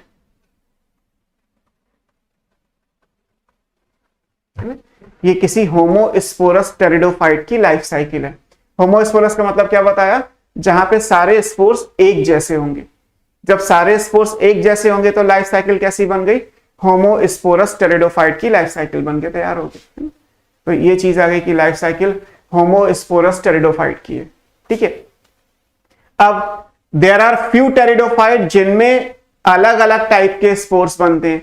जब अलग अलग टाइप के स्पोर्स बनेंगे तो क्या होगा, तो दो अलग अलग स्पोर्स बनते हैं। एक स्मॉल साइज के हैं जिन्हें हम माइक्रोस्पोर कहते हैं, एक लार्ज साइज के होंगे जो मेगा स्पोर्स कहलाएंगे। तो माइक्रो और मेगा स्पोर्स आ जाएंगे। जब माइक्रो और मेगा स्पोर्स आएंगे तो करस्पॉन्डिंग स्ट्रक्चर्स के नाम भी बदल जाएंगे। जैसे अगर यही साइकिल है और इस साइकिल को मैं अलग अलग बनाता तो यहां पे मान लीजिए स्पोर लिखा हुआ है, तो स्पोर में माइक्रो और मेगा स्पोर होंगे। तो इसका मतलब इससे पहले माइक्रो और मेगा स्पोर मदर सेल होंगी, यहां पे माइक्रो और मेगा स्पोरेंजियम होगा, यहां माइक्रो एंड मेगा सोराई होंगे, यहां माइक्रो स्पोरोफिल और मेगा स्पोरोफिल होगा, यहां मेल कोन और फीमेल कोन या माइक्रो और मेगा कोन होंगे। सब जगह माइक्रो और मेगा आएगा। क्यों? क्योंकि दो अलग अलग टाइप के स्पोर बन रहे हैं तो उनके प्रीवियस स्ट्रक्चर्स भी अलग अलग होंगे। माइक्रो मेगा स्पोर्स के लिए micro and mega spore mother cell, micro and mega sporangium, micro sori and mega sori, micro sporophyll and mega sporophyll. यहां वर्ड आ जाएगा male cone and female cone. ठीक, ऐसे ही जब माइक्रो और मेगा स्पोर बने तो इधर भी चेंज हो जाएगा। माइक्रो स्पोर से बन जाएगा सिर्फ मेल गैमेटोफाइट और उसमें केवल एंथ्रीडियम होगा।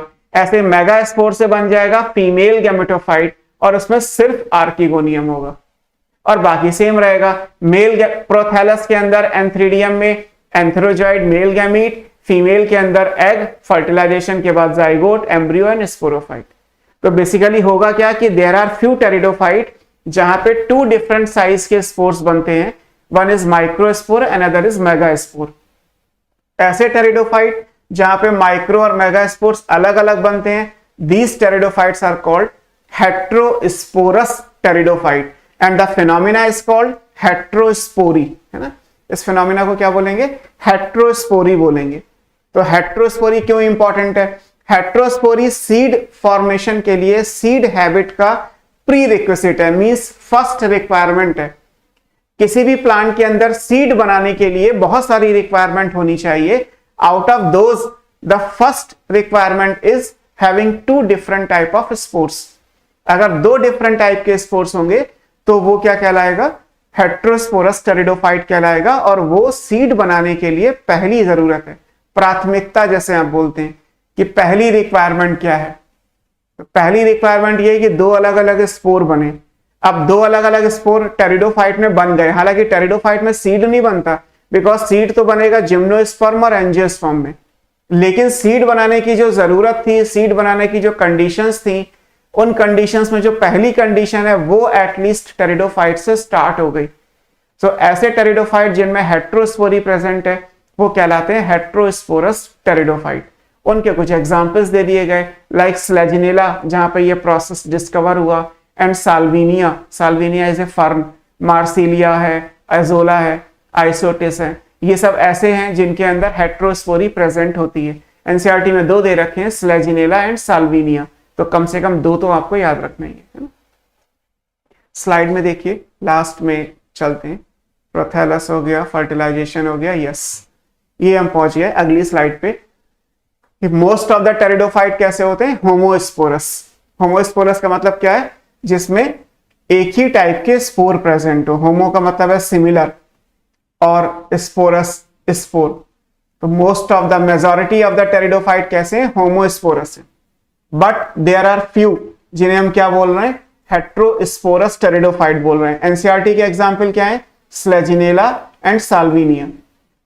आप और याद करना चाहें तो मार्सिलिया और एजोला, ये एनसीईआरटी में नहीं है, लेकिन ये भी हेट्रोस्पोरस टेरिडोफाइट है। स्लेजिनेला, साल्विनिया याद रखिएगा, क्लियर।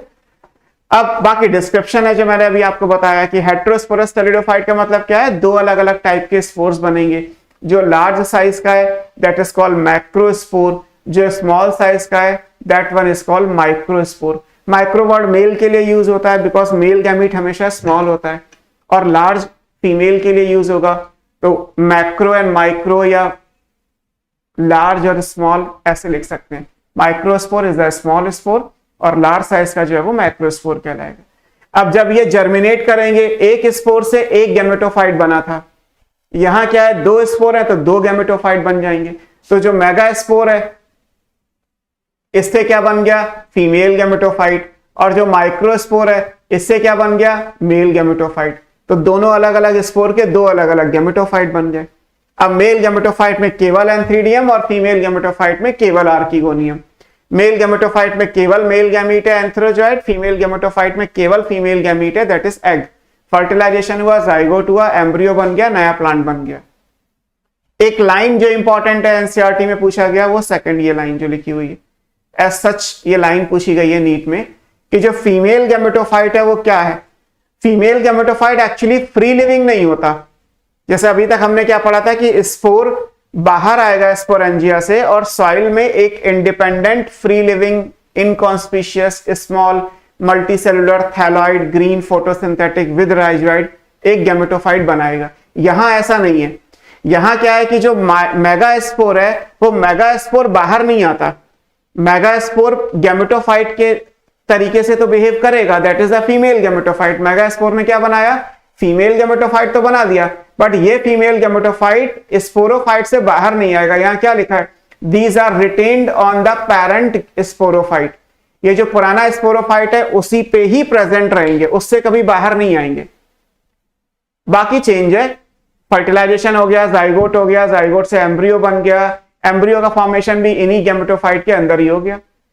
बस आपको ये कंसीडर करना है, जैसे आपको अगर पुराना याद है sexual reproduction in flowering plant, तो वहां पे आप एंजियोस्पर्म में क्या बनाते हैं? वहां एम्ब्रियो सैक बनाते हैं, फीमेल गैमेटोफाइट 7 सेल्ड 8 न्यूक्लिएटेड। थोड़ा सा हम इस चैप्टर में भी पढ़ेंगे उसको। वही एग है, ओव्यूल के अंदर एग होता है, तो एग से ही क्या होगा? जाइगोट, और जाइगोट से ही क्या बन जाएगा? एम्ब्रियो, और वहां पे बन जाएगा सीड। तो क्या कभी गैमेटोफाइट स्पोरोफाइट से बाहर आया? नहीं आया। जबकि मेल में ऐसा नहीं हुआ, मेल में बाहर आया बिकॉज पॉलन ग्रेन बाहर आता है, पॉलिनेशन होता है, तो क्या होता है कि एंथर फर्स्ट फट जाएगा, एंथर में डाइसेंस हो जाएगा, पॉलन बाहर आ जाएंगे। तो एंथर बनाने वाला जो स्पोरोफाइट है उससे तो पॉलन यानी गैमेटोफाइट बाहर आ गया, बट ओव्यूल बनाने वाला जो स्पोरोफाइट है उसके अंदर जो एम्ब्रियो सैक या फीमेल गैमेटोफाइट है वो बाहर नहीं आया। फीमेल गैमेटोफाइट उसी स्पोरोफाइट के अंदर रहेगा, वहीं पे जाके मेल गैमीट उसको फर्टिलाइज कर देगा, वही जाइगोट बन जाएगा, वही नया प्लांट बन जाएगा। तो जो भी डेवलपमेंट जाइगोट का हो रहा है इनटू द यंग एम्ब्रियो वो पैरेंट स्पोरोफाइट के अंदर ही हो रहा है, क्योंकि पैरेंट स्पोरोफाइट में फीमेल गैमेटोफाइट है और उसी के अंदर जाइगोट या एम्ब्रियोनिक डेवलपमेंट पूरा हो रहा है। तो this is the similarity between future plant. Future plant क्या है? जिम्नो और एंजियो। जिम्नो और एंजियो में यही सिचुएशन होने वाली है। तो ये सिचुएशन की जो स्टार्टिंग फेज है वो टेरिडोफाइट के जो एग्जाम्पल हैं लाइक स्लेजिनेला, साल्विनिया, मार्सिलिया, एजोला, इनमें ये रिक्वायरमेंट पूरी हो गई। एक्चुअली इनमें ये रिक्वायरमेंट पूरी हो गई है, तो ये सपोर्टिव फीचर हो गया कि आने वाले प्लांट के लिए ये ऑप्शंस दे दिए गए है ना। दिस इज द इवेंट जो सीड हैबिट में कंसिडर किया जाता है an important step in evolution. किसी भी प्लांट को सीड बनाने के लिए जो चाहिए वो ये है, उसकी पहली रिक्वायरमेंट ये है कि वो हेट्रोस्पोरी को शो करे। हेट्रोस्पोरी इज द फिनोमिना है ना। टॉपिक लिखा जाता है heterospory and seed habit. So seed habit होने के लिए हेट्रोस्पोरी चाहिए एंड ऐसे टेरिडोफाइट जो हेट्रोस्पोरी को शो करते हैं are called heterosporous pteridophyte. Examples are given here. तो ये सब आपको इसमें याद रखना है। So this is all about the general features of pteridophyte. Pteridophyte के जनरल कैरेक्टर्स क्या हैं, जो भी हमने पढ़ने थे यही पढ़े, डिटेल भी अगर है तो कुछ यही है हमारे पास है ना। अब आएगा टेरिडोफाइट का क्लासिफिकेशन। टेरिडोफाइट को जब आप इकोनॉमिक इंपॉर्टेंस दी हुई है, टेरिडोफाइट मेडिसिनल पर्पस में होते हैं, सॉइल बाइंडर, क्योंकि एडवेंटिशियस रूट सिस्टम है तो सॉइल को बाइंड करते हैं और लोग अपने घर में डेकोरेशंस में लगा लेते हैं, ऑर्नामेंटल भी है। अच्छा, किसी ने क्या पूछा, दिशांक ने लिखा था इक्विसिटम को हॉर्स टेल प्लांट कहते हैं या दोनों अलग अलग होते हैं? एक ही है, इक्विसिटम को हॉर्स टेल कहते हैं। सदफ ने पूछा है सर एंजियोस्पर्म में फ्लावर गैमेटोफाइट होता है या पॉलन ग्रेन और ovule? Pollen grain is only the gametophyte. Flower word भी स्पोरोफाइट का है और ओव्यूल भी स्पोरोफाइट है। केवल जो पॉलन है that is a male gametophyte, और अगर आप फीमेल गैमेटोफाइट लिखेंगे तो उसे एम्ब्रियो सैक कहते हैं। तो जो तीन वर्ड आपने यूज किए सदफ ने, flower is sporophyte, pollen grain is the male gametophyte, ovule is again the sporophyte, है ना। ओके, सो इकोनॉमिक इंपॉर्टेंस में बस यही है कि आप मेडिसिनल पर्पस के लिए टेरिडोफाइट को यूज करते हैं, सॉइल बाइंडिंग में हेल्प करते हैं बिकॉज एडवेंटिशियस रूट सिस्टम है, और एज एन ऑर्नामेंट लोग अपने घर में डेकोरेशंस में, गार्डनिंग में, लॉन में यूज कर लेते हैं, है ना। यही इकोनॉमिक इंपॉर्टेंस है। क्लासिफिकेशन पे चलते हैं। टेरिडोफाइट की 4 क्लासेस हैं। हमें क्लास के कैरेक्टर्स नहीं पढ़ने, क्लास के एग्जाम्पल्स पढ़ने, उनका जो भी रोल है वो स्टडी करना है।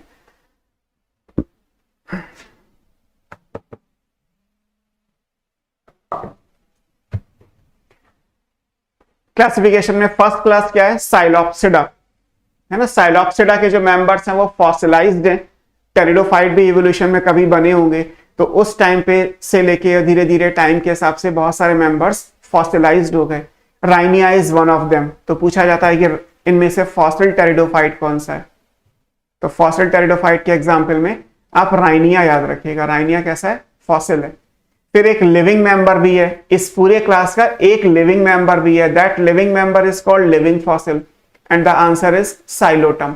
तो साइलोप्सिडा के मेंबर फॉसिल टेरिडोफाइट को रिप्रेजेंट करते हैं। Rhynia is the fossil one and the living fossil, the only living member of the class is Psilotum, जो लिविंग फॉसिल कहलाता है। Second class is the Lycopsida, ये दे रखा है। लाइकोप्सिडा को हम botanical snacks of plant kingdom बोलते हैं, या बॉटनी के हिसाब से। बोटेनिकल स्नेक्स का मतलब ये कि इसके जो मेंबर्स हैं दे आर मेडिसिनल प्लांट। बहुत सारे स्नेक बाइट में, स्नेक का जो पॉइजन है उनके एंटीडोट बनाने में यूज होता है। इवन उनका अपीयरेंस भी स्नेक के जैसा है बिकॉज ये क्रीपिंग है। जैसे राइट साइड में स्लेजिनेला की इमेज बनी हुई है, ये तो खैर एनसीईआरटी की इमेज है, बट इसको जब आप नेचर में देखोगे तो राइजवाइड जो रेड कलर का पोर्शन है वो तो आपको दिखाई देगा नहीं, आपको बस एक ग्रीन कलर का ट्रेल करता हुआ कुछ धागे जैसा स्ट्रक्चर दिखाई देगा, तो ऐसा लगेगा कि स्नेक जा रहा है। सो इनको प्लांट के अपीयरेंस के हिसाब से बोटेनिकल स्नेक्स का नाम दे दिया गया। क्वेश्चंस ऑप्शंस के अकॉर्डिंग होते हैं, जैसा मैंने आपको हमेशा बोला है ऑलमोस्ट हर क्लास में, यहां भी है। अगर आपसे कहा जाए कि botanical snacks of plant kingdom comes under group, और ऑप्शंस दे रखे हैं एल्गी, ब्रायो, टेरिडो, जिम्नो, तो आंसर क्या हो जाएगा, टेरिडोफाइटा। तो आपका आंसर डिवीजन के हिसाब से हो गया। अगर आपके ऑप्शंस दे दिए जाएं साइलोप्सिडा, लाइकोप्सिडा, स्फिनोप्सिडा, टेरोप्सिडा, जो टेरिडोफाइट की ही 4 क्लासेस हैं, टेरिडोफाइट को 4 क्लासेस में डिवाइड किया गया, तो अगर वो 4 क्लासेस ही 4 ऑप्शन दे दिए जाएं तो आंसर चारों नहीं हो जाएगा, फिर आंसर केवल एक आएगा, दैट इज लाइकोप्सिडा, है ना। तो अगर डिवीजन लेवल पे चूज करना है तो टेरिडोफाइटा आंसर हो गया, botanical snacks of plant kingdom. अगर क्लास लेवल पे चूज करना है तो आंसर लाइकोप्सिडा हो गया, that is the botanical snake of plant kingdom. Lycopodium को निक नेम में क्लब मॉस कहा जाता है या ग्राउंड पाइन कहते हैं, या क्लब मॉस याद कर लीजिएगा। मेडिसिनल प्लांट है, लाइकोपोडियम के नाम से होम्योपैथिक मेडिसिन आती है, अलग अलग ट्रीटमेंट में यूज की जाती है। स्लेजिनेला इज द अनदर एग्जाम्पल, इसे स्पाइक मॉस कहते हैं, ये नाम याद रखिएगा। और ये रेसुरेक्शन, रेसुरेक्शन का मतलब है पुनर्जीवन, दोबारा से जिंदा होना, तो ये रेसुरेक्शन प्लांट का एग्जाम्पल है। इसकी एक स्पीशीज है स्लेजिनेला ब्रायोप्टेरिस, इसको संजीवनी बूटी कहते हैं। जो हिंदू माइथोलॉजी में कहा जाता है कि हनुमान जी लेके आए थे लक्ष्मण जी को जिंदा करने के लिए, दैट मेडिसिनल प्लांट इज संजीवनी बूटी। संजीवनी का मतलब है जो दोबारा से जीवन दे दे। बूटी इज हर्बेशियस प्लांट, हर्ब को संस्कृत में बूटी कहा जाता है, तो ये हर्बेशियस प्लांट है। एंड उसको अगर हम बॉटनी के हिसाब से कहें कि वो संजीवनी बूटी क्या है, दैट इज स्लेजिनेला ब्रायोप्टेरिस, है ना। इसका प्लांट मार्केट में कहीं आपको जो मेडिसिनल शॉप्स वगैरह होती हैं वहां मिल जाता है। इंपॉर्टेंट यही है, इसको आप कितनी बार भी सुखा के रख लीजिए, ड्राई हो जाएगा, ब्राउन कलर का हो जाएगा। जैसे ही आप इसकी ब्रांच को पानी में डालोगे ये फिर से ग्रीन हो जाएगा, फिर आप इसको बाहर निकाल लीजिए, फिर ये ब्राउन हो जाएगा, फिर पानी में डालिए, फिर ये ग्रीन हो जाएगा। ये बार बार जिंदा हो सकता है, तो इसे रेसुरेक्शन प्लांट बोलते हैं। रेसुरेक्शन मीन्स पुनर्जीवन। तो लाइकोपोडियम एंड स्लेजिनेला ये याद रखना है। Selaginella belongs to class Lycopsida. यहाँ ये भी इंपॉर्टेंट है कि क्लब मॉस या स्पाइक मॉस बोल तो रहे हैं, but these are not the true mosses, because moss का मतलब आपने क्या पढ़ा था, belongs to division Bryophyta, but Lycopodium और स्लेजिनेला टेरिडोफाइटा से बिलोंग करते हैं। So these are not true moss, तो ये भी आपको याद रखना है ना। नेक्स्ट पे अगर हम चलते हैं तो थर्ड ग्रुप इज स्फिनोप्सिडा। स्फिनोप्सिडा के जो मेंबर है वो हॉर्स टेल कहलाते हैं। अभी पूछा था दिशांक ने कि इक्विसिटम को हॉर्स टेल कहते हैं क्या। इक्विसिटम इसका एग्जाम्पल है, तो इक्विसिटम भी हॉर्स टेल कहलाएगा। इसे हॉर्स टेल क्यों कहते हैं, इट लुक्स लाइक, ये इक्विसिटम का डायग्राम एनसीईआरटी का है। इक्विसिटम में स्ट्रोबेलस होता है, अभी हमने डिस्कस किया था कि जैसे आप यहां पे देखोगे तो ये पूरा प्लांट है, इस पूरे प्लांट में भी ये स्पोरोफिल्स हैं, यहाँ पे बहुत सारी प्रेजेंट होंगी, नोड इंटरनोड प्रेजेंट है, ब्रांच आ गई, इन पे लीफ प्रेजेंट होंगी। इंपॉर्टेंट ये नीचे राइजोम आ जाएगा। इंपॉर्टेंट ये कि इनमें रिप्रोडक्शन नहीं हुआ, रिप्रोडक्शन के लिए लीफ अलग हो गई और ये कोन के जैसा स्ट्रक्चर बन गया। तो ये ऑप्शन था कि कोन लाइक एग्रीगेशन बन सकता है स्पोरोफिल का या नहीं बन सकता है, तो ये इंपॉर्टेंट है। किसी ने कुछ पूछा, फरहीन, स्लेजिनेला ब्रायोप्टेरिस का यूज मेडिसिनल प्लांट है बेटा, मेडिसिन में यूज होता है। लाइक जैसे लाइकोपोडियम मेडिसिन आती है होम्योपैथी में, वैसे स्लेजिनेला की भी मेडिसिन आती है ना। ओके, स्फिनोप्सिडा क्या है, हॉर्स टेल है निकनेम में। इनमें स्पेशल क्या है, they are characterized by the presence of silica. इनमें सिलिशियस सेल वॉल हो गई, सिलिका प्रेजेंट है इनकी सेल वॉल में। जो एपिडर्मिस की जो सेल्स होंगी उनकी सेल वॉल में सिलिका का डिपोजिशन है, तो सिलिशियस सेल वॉल के एग्जाम्पल में भी हॉर्स टेल आ जाएंगे। They belongs to pteridophyte, example equisetum. Equisetum को भी निकनेम में हॉर्स टेल कहते हैं। ये वही ग्रो करता है सैंडी सॉइल में। मैंने आपको भी जैसे स्टार्टिंग में समझाया था कि रिवर बैंक होता है, कोई कैनाल होती है, जैसे हमारे यहाँ गाँव में कैनाल है, तो कैनाल के किनारे ये बड़ा आसानी से ग्रो करता हुआ दिखाई देता है। हमारे यहाँ लोकल लैंग्वेज में से जोड़ा तोड़ा कहते हैं। जोड़ा तोड़ा का मतलब क्या है, इसमें जो डायग्राम में आप नोड इंटर नोड देख रहे हो उनको निकाल लीजिए, उनको इंसर्ट कर दीजिए, फिर से प्लांट ग्रो कर जाएगा, बहुत जल्दी हीलिंग हो जाती है। और शार्प बहुत होता है, तो अगर आप इसे पकड़ के खींचोगे ना तो हाथ कट जाता है। क्यों, क्योंकि इसकी एपिडर्मिस में सिलिका प्रेजेंट है जो उसको शार्प एजेस प्रोवाइड करती है। तो कोई ग्रेजर आके ग्रेज नहीं करता, आराम से सैंडी सॉइल में ये ग्रो करते रहते हैं। तो ये नेचर ने उनको इंपॉर्टेंस दी है कि इनमें सिलिशियस सेल वॉल है। इससे पहले सिलिशियस सेल वॉल कहां पढ़ा था आपने, इज देयर एनी एग्जांपल जहां पे आपने सिलिशियस सेल वॉल पढ़ा था?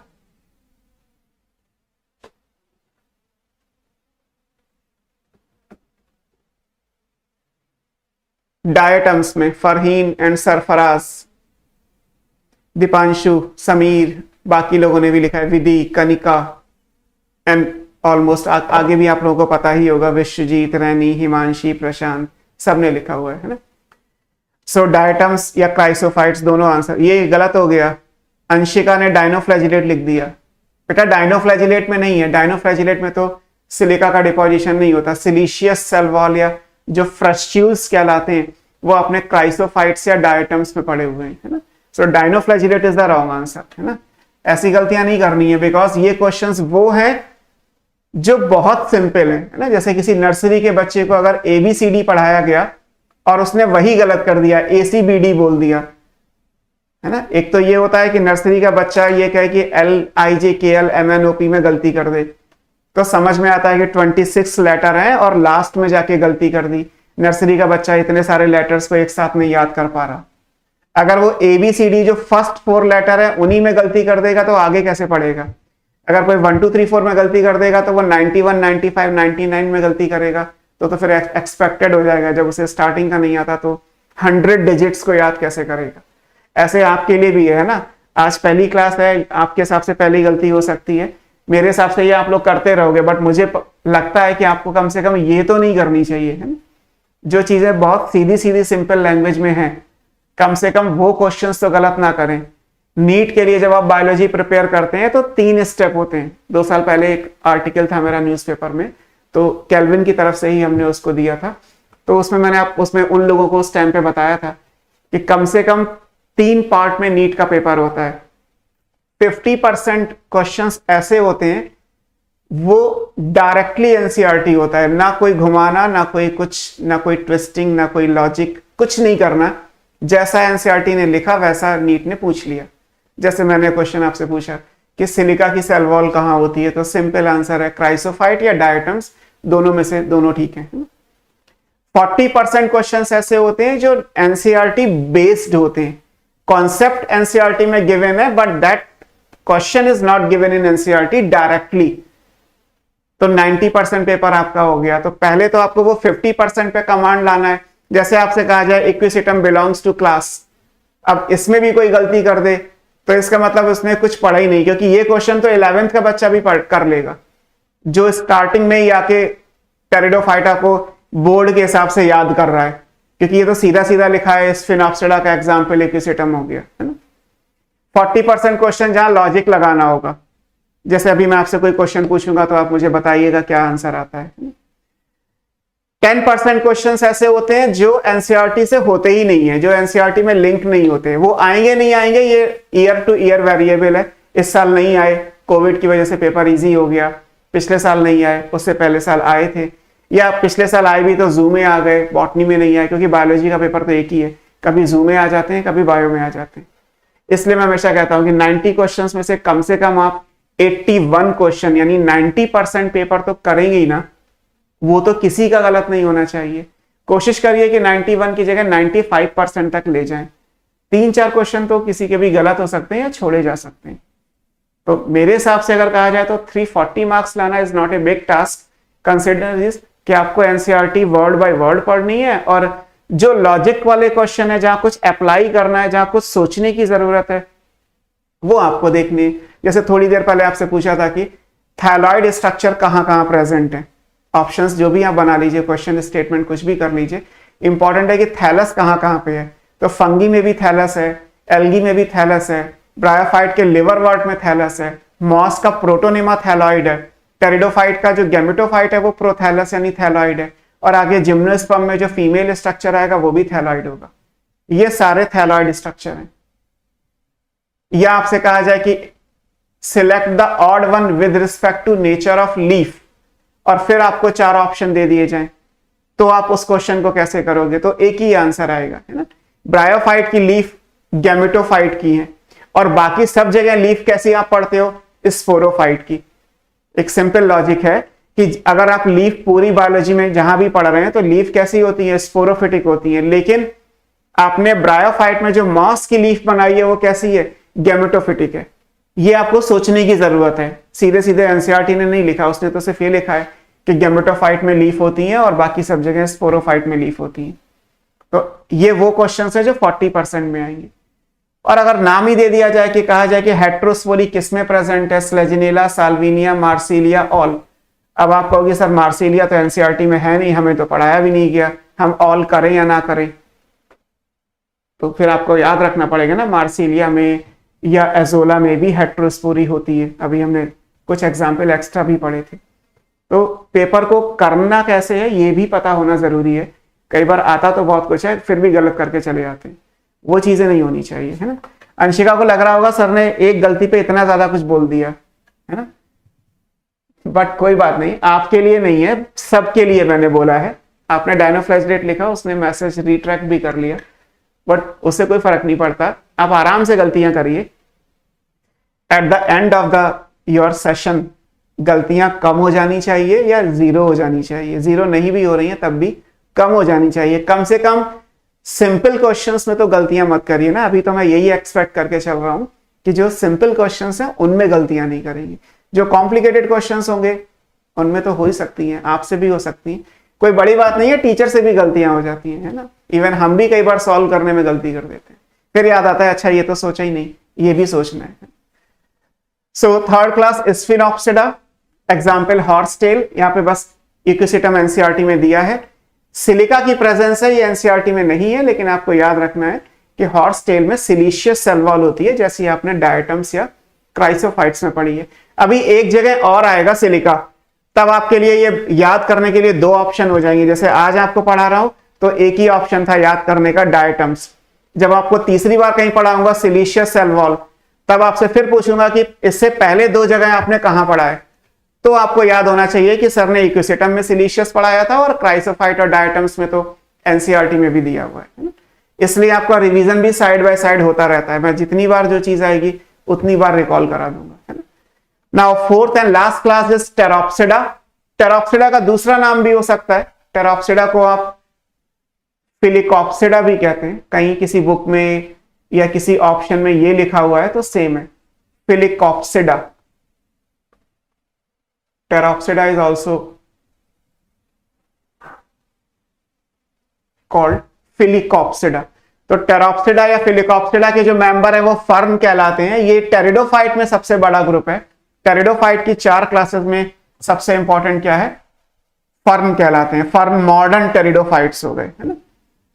इससे पहले किसी ने क्या लिख दिया, दीपांशु ने मरीन अमीबा लिख दिया।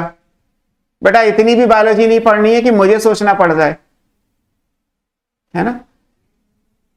और ना ही मैं आपको सिलिका पढ़ा रहा हूं, ना ही मेरा टॉपिक सेल वॉल है। अगर मैं आपको सेल वॉल पढ़ाऊंगा तो सिलिशियस सेल वॉल की सारी पॉसिबिलिटी पढ़ाऊंगा। अगर मैं आपको सिर्फ टॉपिक पढ़ा रहा हूं तो उसमें क्या इंपॉर्टेंट कैरेक्टर है तो वो देखना है ना। अब आपने लिखा मरीन अमीबा, तो पता चला मुझे ही नहीं पता मरीन अमीबा कौन सा है ना। आपको पता है मरीन अमीबा कौन सा होता है? अमीबा तो जीनस हो गया, मरीन अमीबा कौन सा है? कैसे पता चलेगा फ्रेश वाटर अमीबा और मरीन अमीबा? आपके सिलेबस में है? नहीं है। तो आपको पहले भी मैंने बोला कि इतना आगे मत जाइए कि अपने मेन कंटेंट से ही छूट जाएं, फिर होगा वही एट द लास्ट सिलेक्शन, तब भी नहीं होगा, क्योंकि पढ़ना आपको वो था जो रेलेवेंट था, है ना। ये भी हट गया। और क्या क्या था, किसी ने क्या पूछा? दिशांक ने कहा था सर अगर 2 हॉर्स प्लांट कोलाइड कर जे तो ऐसे तैसे तो फिर भी लग सकते हैं। हाँ वो टिश्यू तो हील हो जाते हैं ना, जैसे आप कलम लगाते हैं ना नॉर्मली गार्डनिंग में, 2 आपने ब्रांचेस को जोड़ दिया, ह्यूमस दे दिया, उनको सपोर्टिंग मटेरियल दे दिया, तो वो एक दूसरे के अंदर जैसे पेन में कैप फिट करते हैं ना आप, इस तरीके से इक्विसिटम को आप तोड़ के जोड़ सकते हैं। तो बच्चे खेलते रहते हैं, छोटे बच्चे, उसे जोड़ा तोड़ा गांव में बोल दिया जाता है। बट ये उसका कैरेक्टरिस्टिक है, उसमें नोड इंटरनोड है जिन्हें आप इजीली रिमूव करके अटैच कर सकते हैं। टेरिडोफाइट सबसे बड़ा ग्रुप है, टेरोप्सिडा फर्न जिसे कहते हैं आप, वो टेरिडोफाइट का सबसे बड़ा ग्रुप है। इसमें एग्जांपल टेरिस एंड ड्रायोप्टेरिस, ये ऑर्नामेंटल है, लोग अपने घर में यूज करते हैं। ये वाला जो प्लांट आप देख रहे हैं ये ड्रायोप्टेरिस का है, ये फर्न है, पॉट में लगा हुआ है। इसी की लीव्स को आप फ्लावरिंग जो बुके होता है उसमें यूज करते हैं। ये पिन्नेटली कंपाउंड लीफ है। इसी में नीचे आप देखोगे तो यंग लीफ स्पाइरली क्वाइल्ड होगी, सर्सिनेट टेक्सिस, ये सब आपको पढ़ा रखा है। एडियंटम एग्जाम्पल याद रखना है, ये वॉकिंग या मेडन हेयर फर्न कहलाता है। इसमें क्यों वॉकिंग फर्न कहते हैं? Because vegetative propagation by leaf tip है। जैसे ये एडियंटम की लीफ है, ट्रायंगुलर लीफ होती है लाइक दिस। तो जैसे ये प्लांट झुकेगा और ये लीफ की टिप सॉइल के कांटेक्ट में आएगी, इट लुक्स लाइक दिस, ये सॉइल है। तो होगा क्या कि यहां से जो है वो वेजिटेटिव एडवांटेशियस रूट्स निकल आएंगी, यहां से एक नया प्लांट बन जाएगा। तो vegetative propagation by leaf tip है। ऑफियोग्लॉसम 12th की बुक में दिया है, इसे एडर्स टंग फर्न कहते हैं। मार्सिलिया आपको याद रखना है। साल्विनिया अभी आपने हेट्रोस्पोरी में पढ़ा था। Azolla is the smallest pteridophyte. सबसे छोटा है, और मैंने अभी एक्वेटिक हैबिटेट के पॉइंट में लिखाया था कि इसको एक्वेटिक या आप वाटर फर्न भी बोल सकते हैं। This is also called aquatic और वाटर फर्न। तो एजोला आपको याद रखना है, दिस इज एक्वेटिक या वाटर फर्न। और ये एज ए बायो फर्टिलाइजर भी यूज होता है, माइक्रोब इन ह्यूमन वेलफेयर में दिया है। एजोला की लीफ के अंदर सिम्बायोटिक एसोसिएशन होता है बीजीए का, that is blue green algae Anabaena azollae, and because of that ये नाइट्रोजन फिक्सेशन कर सकता है। तो एजोला को as a bio fertiliser use करते हैं। ओके, मरीन अमीबा के बाद Beauty Kumari and then botany की 2 क्लास हैं आज। यस, बॉटनी की 2 क्लास हैं, दूसरी इसके बाद okay okay okay and all है। बॉटनी की 2 क्लास है, मैंने शुरू में बोला था आपको। तो ये सारे एग्जाम्पल याद रखिएगा, है ना। ये टेरोप्सिडा या फर्न के एग्जाम्पल है। अब बताओ, ये रहा आपका ऑप्शन 1 था स्लेजिनेला, चलो जल्दी बताना, है ना। दूसरा आपने क्या पढ़ा था? Salvinia, both.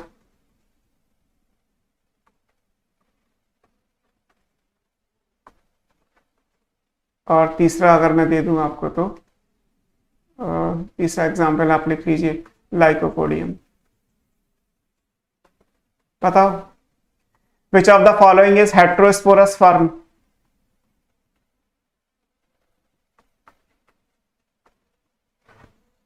इनमें से हेट्रोस्पोरस फर्न कौन सा है? दिख रहा है आपको?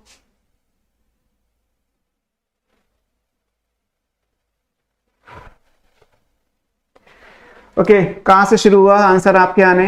अंशिका, अच्छा ठीक है, ओके। शिवानी से हम शुरू हुई। प्रशांत ने सी लिखा है, मतलब बोथ। फरहीन ने बोथ लिखा है, अंशिका ने तो कुछ लिखा नहीं। सरफराज ने बोथ, शिवानी ने फिर बोथ लिखा है। समीर, फरहीन, दिशांक, हर्षिता, तान्या, विश्वास, विधि, सब सी सी सी सी। हिमांशु पंडित ने लिखा है बी, और गुंजन ने बोथ, और उसके बाद सबने सी या बोथ, फिर हिमांशु पंडित ने लिख दिया बोथ। बेटे एक चीज पे रहो ना, क्या मानो? हिमांशु दोबारा रिप्लाई करो, बोथ आएगा या बी आएगा? डी, डी तो होगा ही नहीं। डी तो लाइकोपोडियम है, और लाइकोपोडियम तो हेट्रोस्पोरी में एग्जाम्पल था ही नहीं ना। हेट्रोस्पोरी के एग्जाम्पल क्या पढ़े थे आपने? स्लेजिनेला एंड साल्विनिया। दीपांशु ने लिख दिया बोथ, हिमांशु ने लिख लिया बोथ। हिमांशु पंडित वो गलत टाइप हो गया था, कोई बात नहीं।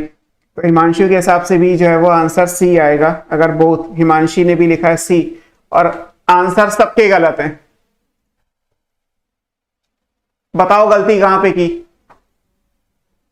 क्वेश्चन एनसीईआरटी का है, ये मत कहिएगा कि एनसीईआरटी का नहीं है। मैंने इसमें से कुछ बाहर नहीं पूछा आपसे। हिमांशु पंडित ने लिखा है, मैं सी पे क्लिक कर रहा था, कोई बात नहीं। अगर आपने सी भी लिखवाया तो गलत है आंसर। अब लिखा है ब्यूटी ने साल्विनिया, क्यों? अब सेकंड कैसे हो गया? अंशिका ने भी लिख दिया बी। मेरे बताने के बाद आंसर बी क्यों आया? बताने से पहले तो सबने सी सी सी सी या बोथ, जो जिसने लिखना था वो लिख दिया। वहां कौन बताएगा एग्जाम में?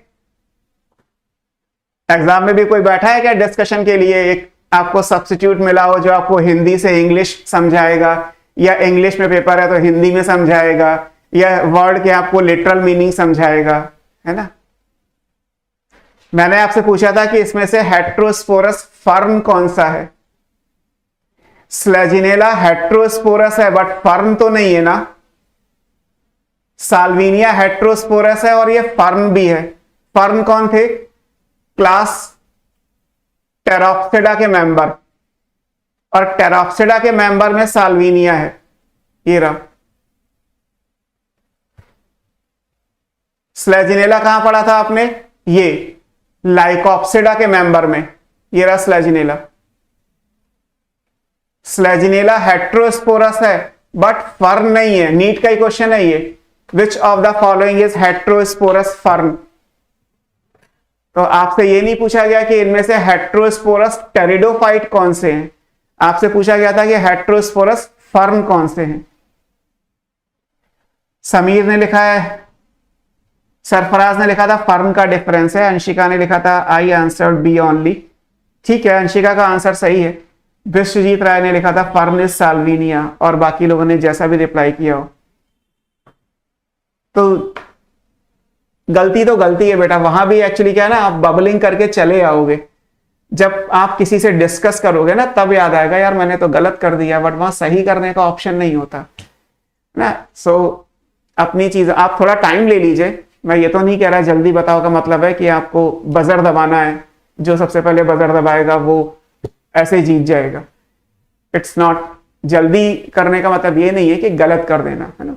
आप सही करिए, टेक योर टाइम, मुझे कोई इश्यू नहीं है, बट आप उसको सही करने की कोशिश करिए ना। नेगेटिव मार्किंग भी एक्सेप्टेबल नहीं होती नीट में, नेगेटिव मार्किंग की वजह से ही लोगों के सिलेक्शन रुक जाते हैं। क्वेश्चन तो बहुत ठीक करके आए थे, गलत इतने कर दिए कि वो माइनस में चले गए और उसके हिसाब से सिलेक्शन नहीं हुआ ना। तो ऐसी चीजों पे फोकस जरूर करिए। खैर ये हुआ हमारा टेरिडोफाइटा के बारे में। नेक्स्ट हमें पढ़ना है जिम्नोस्पर्म, इसको हम दूसरी क्लास में ब्रेक के बाद कर लेते हैं।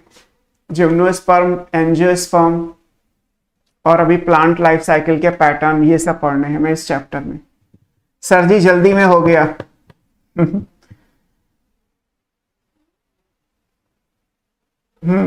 ब्यूटी ने कहा है कि हमने एक बार में आंसर दिया था, चेंज नहीं किया। ब्यूटी तो बहुत पहले से पढ़ रही है ना, तो उसका भी नंबर आएगा। अभी आप मॉर्फोलॉजी आगे आने दो, ये तो आप पहले से शायद पढ़ चुके हो, तो इसलिए आपने मेरे क्वेश्चन को इजीली दे दिया। नेक्स्ट क्लास कब स्टार्ट होगी? With in 15 minutes. अभी हो रखा है 12:57 मेरी घड़ी में। 1:15 पे हम नेक्स्ट क्लास के लिए स्टार्ट करते हैं, है ना। फिलहाल अभी के लिए क्लास में एंड कर दे रहा हूं, आप लोग चैट बॉक्स में जो रिप्लाई करना चाहें कर सकते हैं।